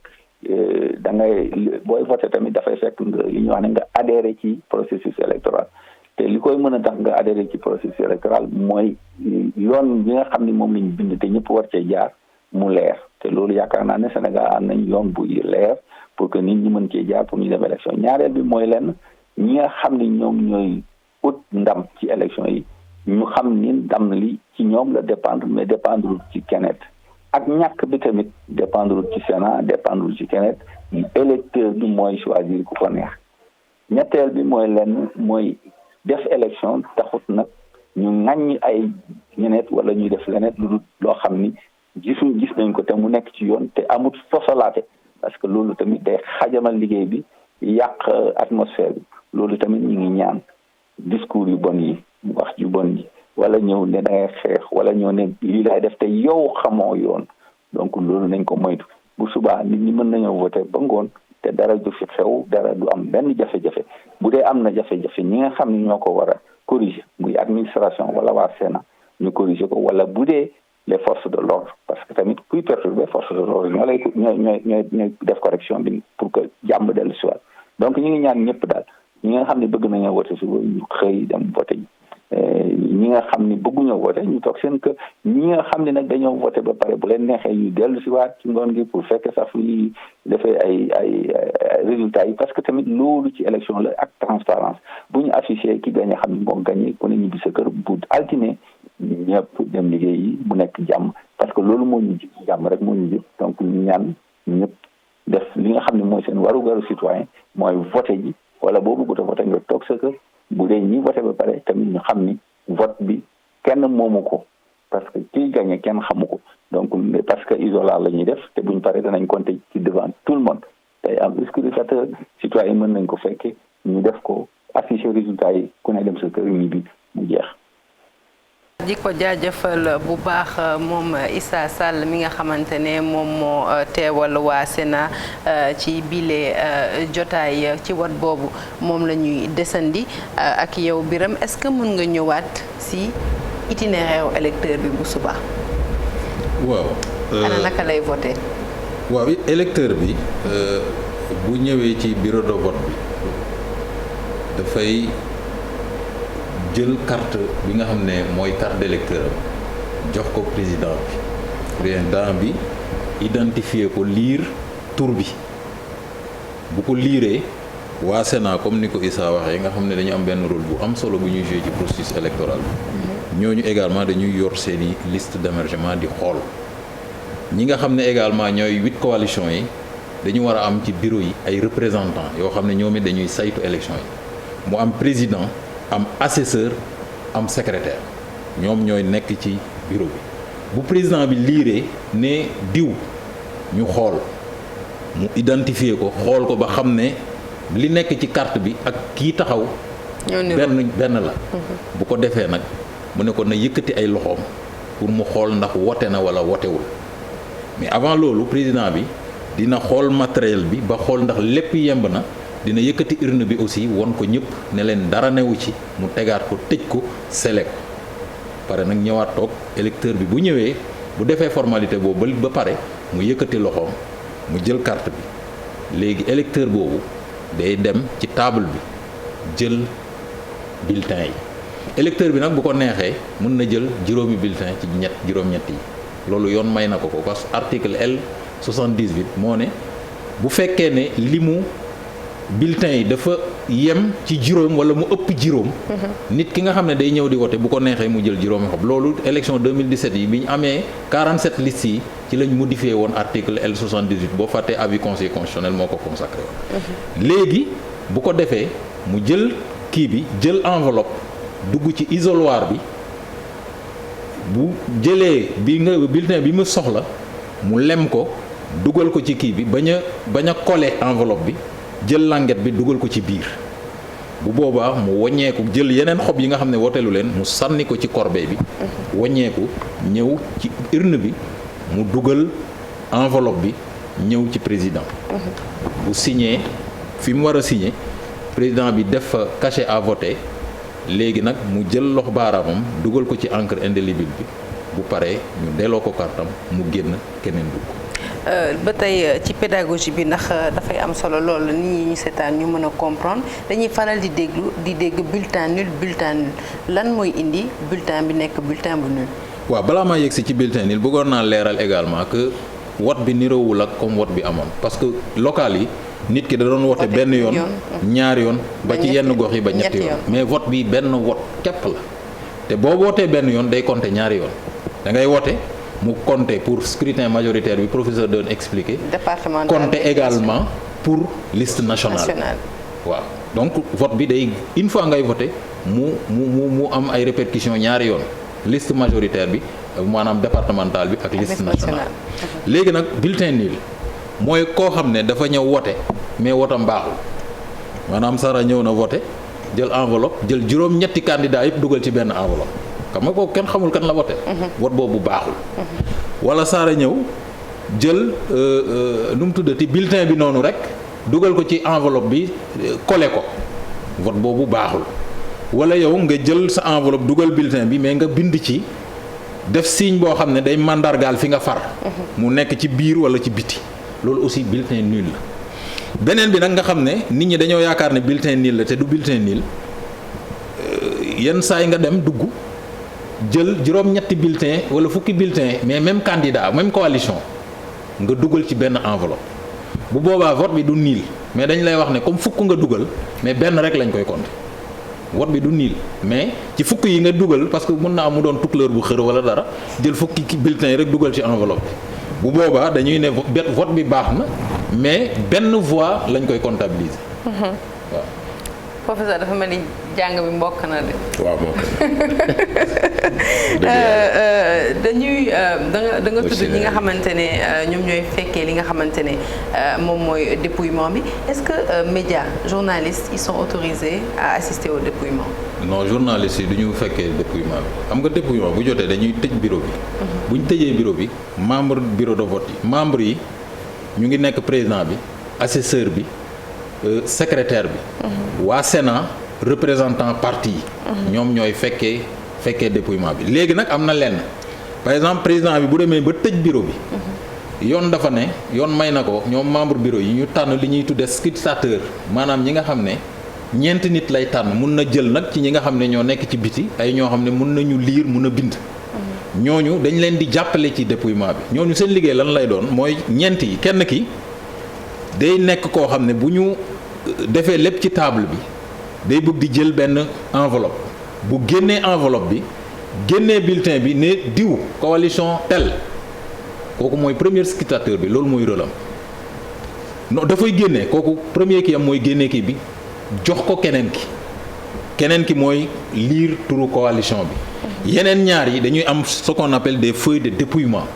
nga xam ne turu coalition yëpp dañ ciy ne ñooñu ñooy coché coalition bi ne am na temps noonu la dépouillement bi du dem mais keneen ku dul ñooñu du fekkee dépouillement bi buñ paree nag ci dépouillement bi ci la ñuy dresser li ñuy wax procès verbal de proclamation de résultats ak yeneen papiers yi ñuy remplir bulletin nul yeeg yooyu yëpp après nag dañuy jébbal enveloppe boobu dañ koy jox ki ñuy tuddee le président de la commission départementale de recensement des votes day am 46 commissions ak yeneen 8 commissions yi muy 54 commissions yoo xam ne te commission bitim réew yi dañuy siéger au niveau de la cour d'appel de Dakar mais yeneen 46 commissions yi dañuy siéger ci département yi nit ñi bu ñu wotee ci bureau yi ba pare jébbal leen transmettre leen procès-verbaux yooyu ñoom nag ñoom it au niveau départemental ñu recenser bulletins yooyu yëpp defar benn procès-verbal parce que ñun boo xoolee suñu système c'est un système décentralisé niroowul ak liy xew ci yeneen réew. xam nga wax naa la ne am nañ presque 16000 bureaux de vote. da ngay compter 16000 bureaux de vote da ngay am 16000 procès-verbaux léegi yeneen réew yi dañuy jël 16000 rek indi ko ci commission bi bàyyi ko liggéey bi commission bi dina fa def ay weer di saytu ñun système bi ñu am 16000 bureaux de vote yi département bu ne da ngay defar benn PV maanaam da ngay ci département Dakar da ngay recenser bureau de vote yëpp nga indi ko ci commission ci commission départementale bi commission départementale saytu defar benn procès verbal boobu la ñuy jël yóbbu ko commission nationale de recensement des votes maanaam commission bi bu waroon am 16000 procès-verbaux day am 54 procès-verbaux mu mun cee liggéey mooy tax Sénégal résultat yi di gaaw a génn alors que ci yeneen réew da ngay toog ay mois wala da ngay toog ay fan résultat yi door a génn parce que ñoom seen système liggéey bi dafa metti parce que ñi ko war a liggéey bariwuñu te PV yi dañuy bari. yaa ngi waxu diaspora mënuñu waxtaanee élection législative bañ a tudd vote bi ni muy déroulé fële ci Sénégalais de l'extérieur yi lan nga nu mën a wax ci loolu lu jëm ci préparation bi pour les Sénégalais de la diaspora. waaw pour Sénégalais diaspora bi processus bi boo xoolee même chose la ñoom aussi dañuy am président assesseur maanaam bureau de vote yi ni muy demee Sénégal rek lay demee foofu mais foofu li particularité bi c'est que ñoom bu ñu defee seeni dépouillement ba pare. xam nga foofu commission départementale yi nekkuñu fa foofu dañu war a transmettre procès-verbaux yi enveloppe originaux yi la ñuy yóbbu ci commission départementale yi léegi PV yi copie yi dañ koy jox waa Sénat dañ ciy jox Sénat dinañ ci jox représentant parti dinañ ci jox administration léegi bu paree enveloppe boobu da koy transmettre à la commission par valise diplomatique mais yenn saa yi valise diplomatique bi mën na yéex moo tax ci code électoral bi législateur bi dafa ne bu ñu paree dafa am fiche spéciale de proclamation des résultats fiche boobu le chef de la représentation diplomatique wala consulaire daf koy mun na ko scanner wala mu envoyé ko par courrier comme président commission nationale de recensement des votes et barki démb rek maa ngi dégganteeg premier président de la cour d'appel de Dakar moom defar na ay numéro fax yeeg numéro yi nga xam ne adresse yi nga xam ne ci lañ war a envoyé document yooyu jébbal na ko ministre des affaires étrangères également jébbal ko ñi nga xam ne ñoo nar a nekk ci bureau de vote de telle sorte que valise bi balaa moo yegg si mën na jël ñaari fan wala ñetti fan léegi nag PV yooyu boo ko transmettre commission bi dina commencer di ci liggéey pour gagner du temps. mu ngoog leer na waa professeur Guèye. PV yi am na ñaari question yi nga xam ne am nañu importance PV yi bu ñu ko defee dépouillement bi ba noppi ci buntu bureau de vote bi dañ ko ciy taf dañ koy affiché ba nga xam ne nit ku nekk mën na ñëw gis résultat bi loolu journaliste waaw loolu dafay tax dafay fexe dafay indi transparence ci élection ci résultat wu élection beneen bi mooy système dépouillement bi nga xam ne am nañ ko fii ci Sénégal système bu décentralisé boobu dafay tax dafay indi plus de transparence dafay indi plus de confiance parce que dépouillement bi lu mu gën a yàggee rek gën a indi jiixi jaaxa gën a indi ay suspicion njort yi di gën a ñaaw donc moo tax système bu nga xam ne bi ñuy appliqué bu baax la buñ ko mënoon a gën a gaawal sax mu gën a ci dinañ dellu si waat si waxtaan bi donte ay simili rek moo nu dese waaye ñu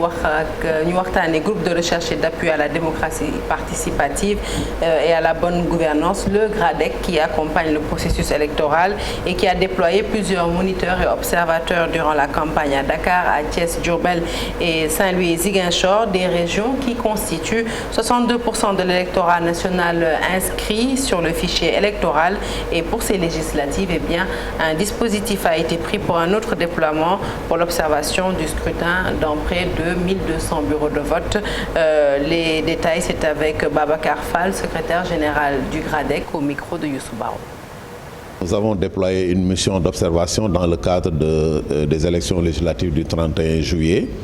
Alors pour cela, nous avions déjà, durant la campagne, déployé des moniteurs de la violence dans 5 régions que sont Dakar, Thiès, Saint-Louis, Diourbel et Ziguinchor, afin un peu donc de suivre et un peu de prévenir les violences électorales qui pourraient effectivement donc être déclenchées durant la campagne électorale. Fort heureusement, la grande violence qu'on craignait n'a pas été au rendez-vous, même s'il faut déplorer quand même qu'il y a eu quelques incidents violents donc par-ci par-là, mais quand même c'était à un niveau donc très marginal. Alors, non seulement donc nos moniteurs qui ont été déployés sur le terrain ont pu suivre la campagne, ont pu remonter les informations sur les dysfonctionnements, autant également pour ces élections qui vont se dérouler demain, nous allons déployer également des observateurs ajoutés aux moniteurs. Donc c'est à peu près quelque chose comme près de 90 observateurs que nous avons déployés dans ces 5 régions et ils seront répartis dans à peu près 300 centres de vote et ils vont superviser à peu près quelque chose donc comme 1200 bureaux pour voir les dysfonctionnements, les incidents qui pourraient donc intervenir et les remonter au niveau de la plateforme. Alors la plateforme donc est ainsi composée. Il y a une équipe technique composée d'opérateurs qui interagissent avec les observateurs qui sont sur le terrain et qui reçoivent donc les informations concernant les dysfonctionnements et les incidents. Il y a également une cellule d'analyse au niveau donc de la plateforme qui est chargée un peu d'analyser les données qui ont été recueillies au niveau des observateurs et de proposer des notes d'orientation à une autre cellule qui est la cellule donc de décision qui essaiera donc de voir quelles sont les mesures les plus appropriées, les plus pertinentes en tout cas, pour éventuellement trouver des solutions aux dysfonctionnements qui auront été constatés.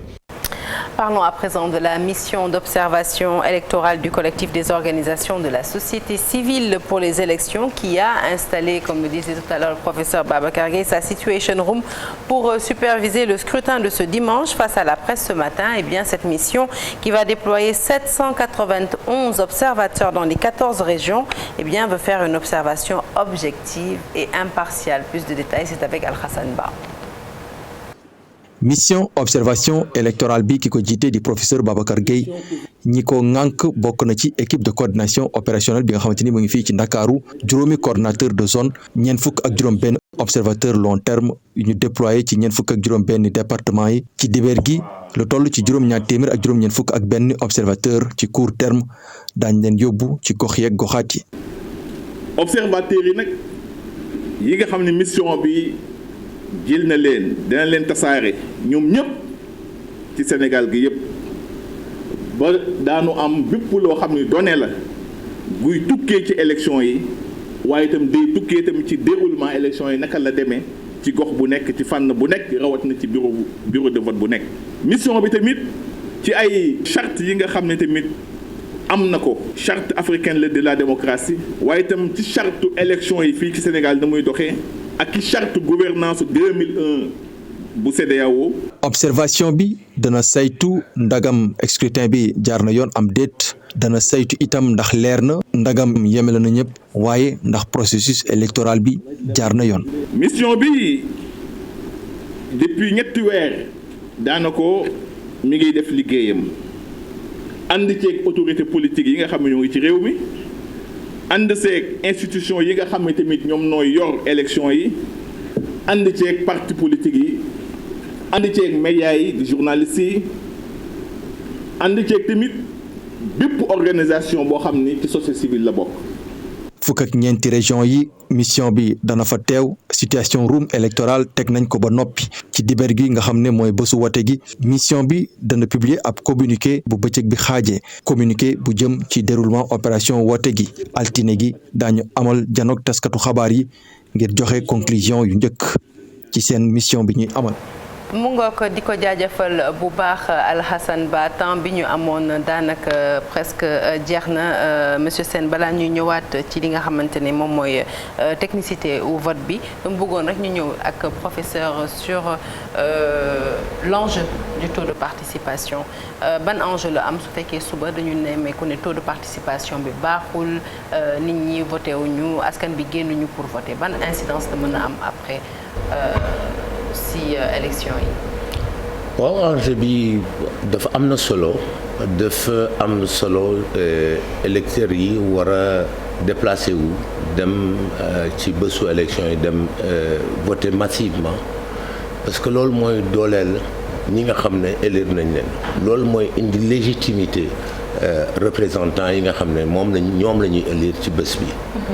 loolu mooy enjeu principal bi le taux de participation mooy suuxat légitimité wu ñi nga xam ne ñoom la ñuy élire. mais taux de participation bu bas par exemple kan lay profiter à qui ça profite plus au pouvoir plus à l'opposition en général je veux dire. ça dépend kan mooy voter. bu fekkee ne électeur u état bi électeur u ñi nekk ci nguur gi ñooy voter te ñeneen ñi duñu voter taux de participation boobu bu tuutee ñi nekk ci nguur gi lay arrangé. bu fekkee ne taux de participation bu large la moo nga xam ne ñëpp dañu participer ci élection amul benn gàllankoor bu boobaa taux de participation boobu ñëpp lay arrangé en tout cas day arrangé ñi nga xam ne ñoom la ñu élire ci vote boobu. ñu ñëw ci dernier élément yi ak Birame ñu waxtaanee ba tey li nga xamante ne moom mooy vote bi bu fekkente ne par exemple dafa am ñu inscrire ci bureau bi daanaka waxtu gi jot na waaye gis nañ ne ci liste bi ñu inscrire am na ñu bëri ñoo xamante ne ñëwaguñu est-ce que président bureau de vote bi am na possibilité yokk heure bi pour mën a permettre ñooñu ñu ñëw voter. waaw affaire yokk heure bi clôture bureau de vote bi dafa am yoon moo ko santaane. mais dafa am ay conditions du càggan ne rek yow xool nga liste bi mu am 100 personnes nga xool ne ci 100 yi 3 wala 4 ñoo ñëw rek da nga war a proroger déedéet li tax ngay mën a proroger mooy dañu yegg si 18 heures nga génn yow président bëgg a tëj mais nga xool ne maa ngi tëj kat mais am na 200 personnes yoo xam ne ñu ngi rang te bëgg a wote. bu boobaa yoon dafa ne. da ngay aviser saisir autorité administrative bi mooy préfet bi wala sous-préfet bi. ne ko man kat dama bëggoon tëj. mais nag fekk naa ay nit ñoo xam ne ñu ngi bëgg a wote. kooku nag moom après day jël décision arrêté signé ko xaatim ko signé ko jox la ko autorisé la pour nga proroger vote bi. léegi nag yoon dafa am ñaar yu mu ci santaane prorogation boo ko defee yoon dafa ne da nga ko war a afficher ci bureau bi boo ko afficher ba pare également da nga war a def mention bi ci procès verbal bi. léegi nag ñooñu mën nañu wote mais mënuñu wote ba yegg minuit au-delà de minuit parce que boo yeggee minuit rek nekkatoo le premier. dimanche premier da nga yegg fa te loolu mun na niilal wot bi léegi nag ñooñu yoon may na leen possibilité ñu mën a kii mais day fekk ne am na ay nit ñoo xam ne ñu ngi taxaw bëgg a wote mais heure bi jot na te président bi bureau de vote yi mënuñu jël sañ-sañ ci seen bopp dogal loolu te amul benn acte bu ko firndeel bu boobaa nag yoon da koy maye ñooñu ñëw voter tranquillement ñibbi tranquillement donc moom la ñuy tuddee que mën nañu proroger heure de clôture vote. mais du dépasser minuit. leneen mënuñu ndar képp émission bi te waxuñu ci xam nañ ne ministre de l'intérieur Antoine Félix Diome amaloon na benn tournée et aussi génne woon na benn arrêté. boo xamante ne c'est sur la circulation def ay interdiction de circuler est-ce que mën nga ñëwaat ci interdiction yooyu ñan ñoo am droit circuler ak ñan ñoo amul droit circuler. waaw xam nga arrêté biñ ko jëlee xam nga yooyu à chaque veille élection dañ koy jël loolu c'est pour des mesures de sécurité. bañ muy am ay problème ci jouru élection yi mooy tax ñuy waral ni ne bu veille bi jotee ñu ne diggante région ak région mënuñ ci kii mais dafa am ñoo xam ne. yoon may na leen ñu mun a def seen liggéey par exemple autorité administrative yi bokkuñ ci magistrat yi ñi nga xam ne observateurs yi sax en principe ñoom bokkuñ ci parce que ñoom dañuy war a wër bureau yi di xool délégué cour d'appel yeeg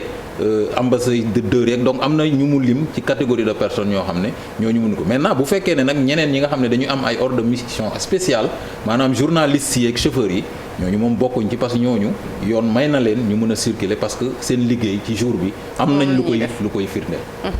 alors yaakaar naa ne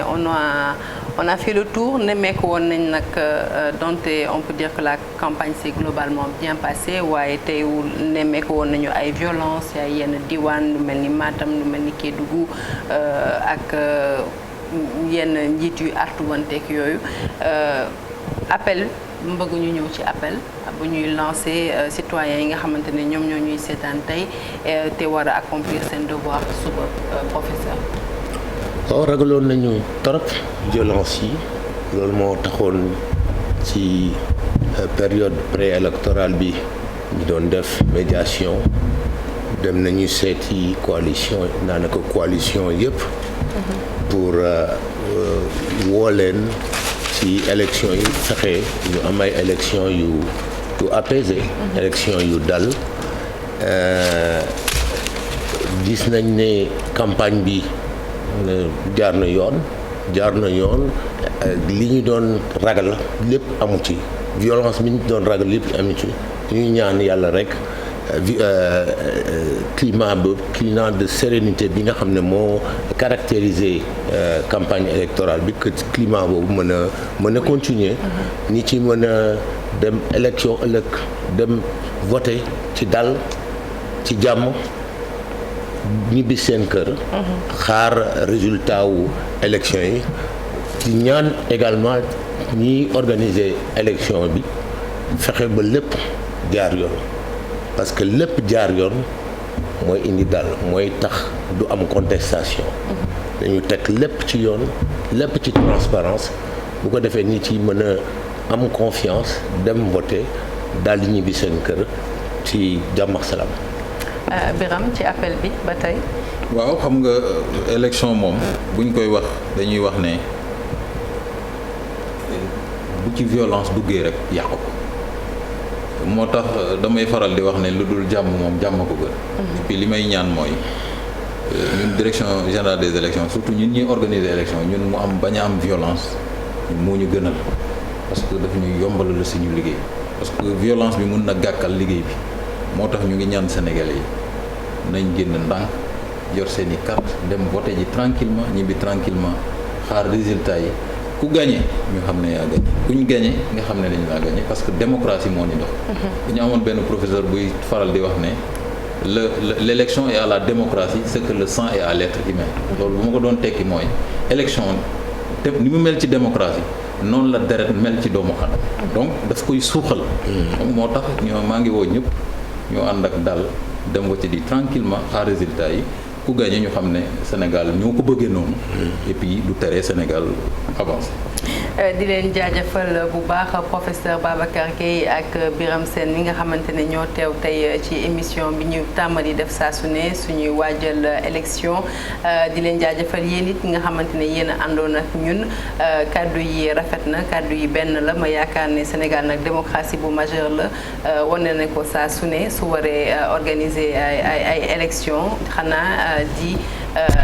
ñaan askan wi bu subaa rek ñu daal di def seen devoir citoyen si ab dal si jàmm te buñ paree delluwaat seen kër toog xaar tranquillement résultat yi te am nañ ci rafet njort ne bu soobee yàlla lépp dina baax di ñaan jàmm fii suñu réew Sénégal di leen jaajëfal bu baax ci teewlu bi ak di leen ñaanal guddeeg jàmm seen télévision Futurs Médias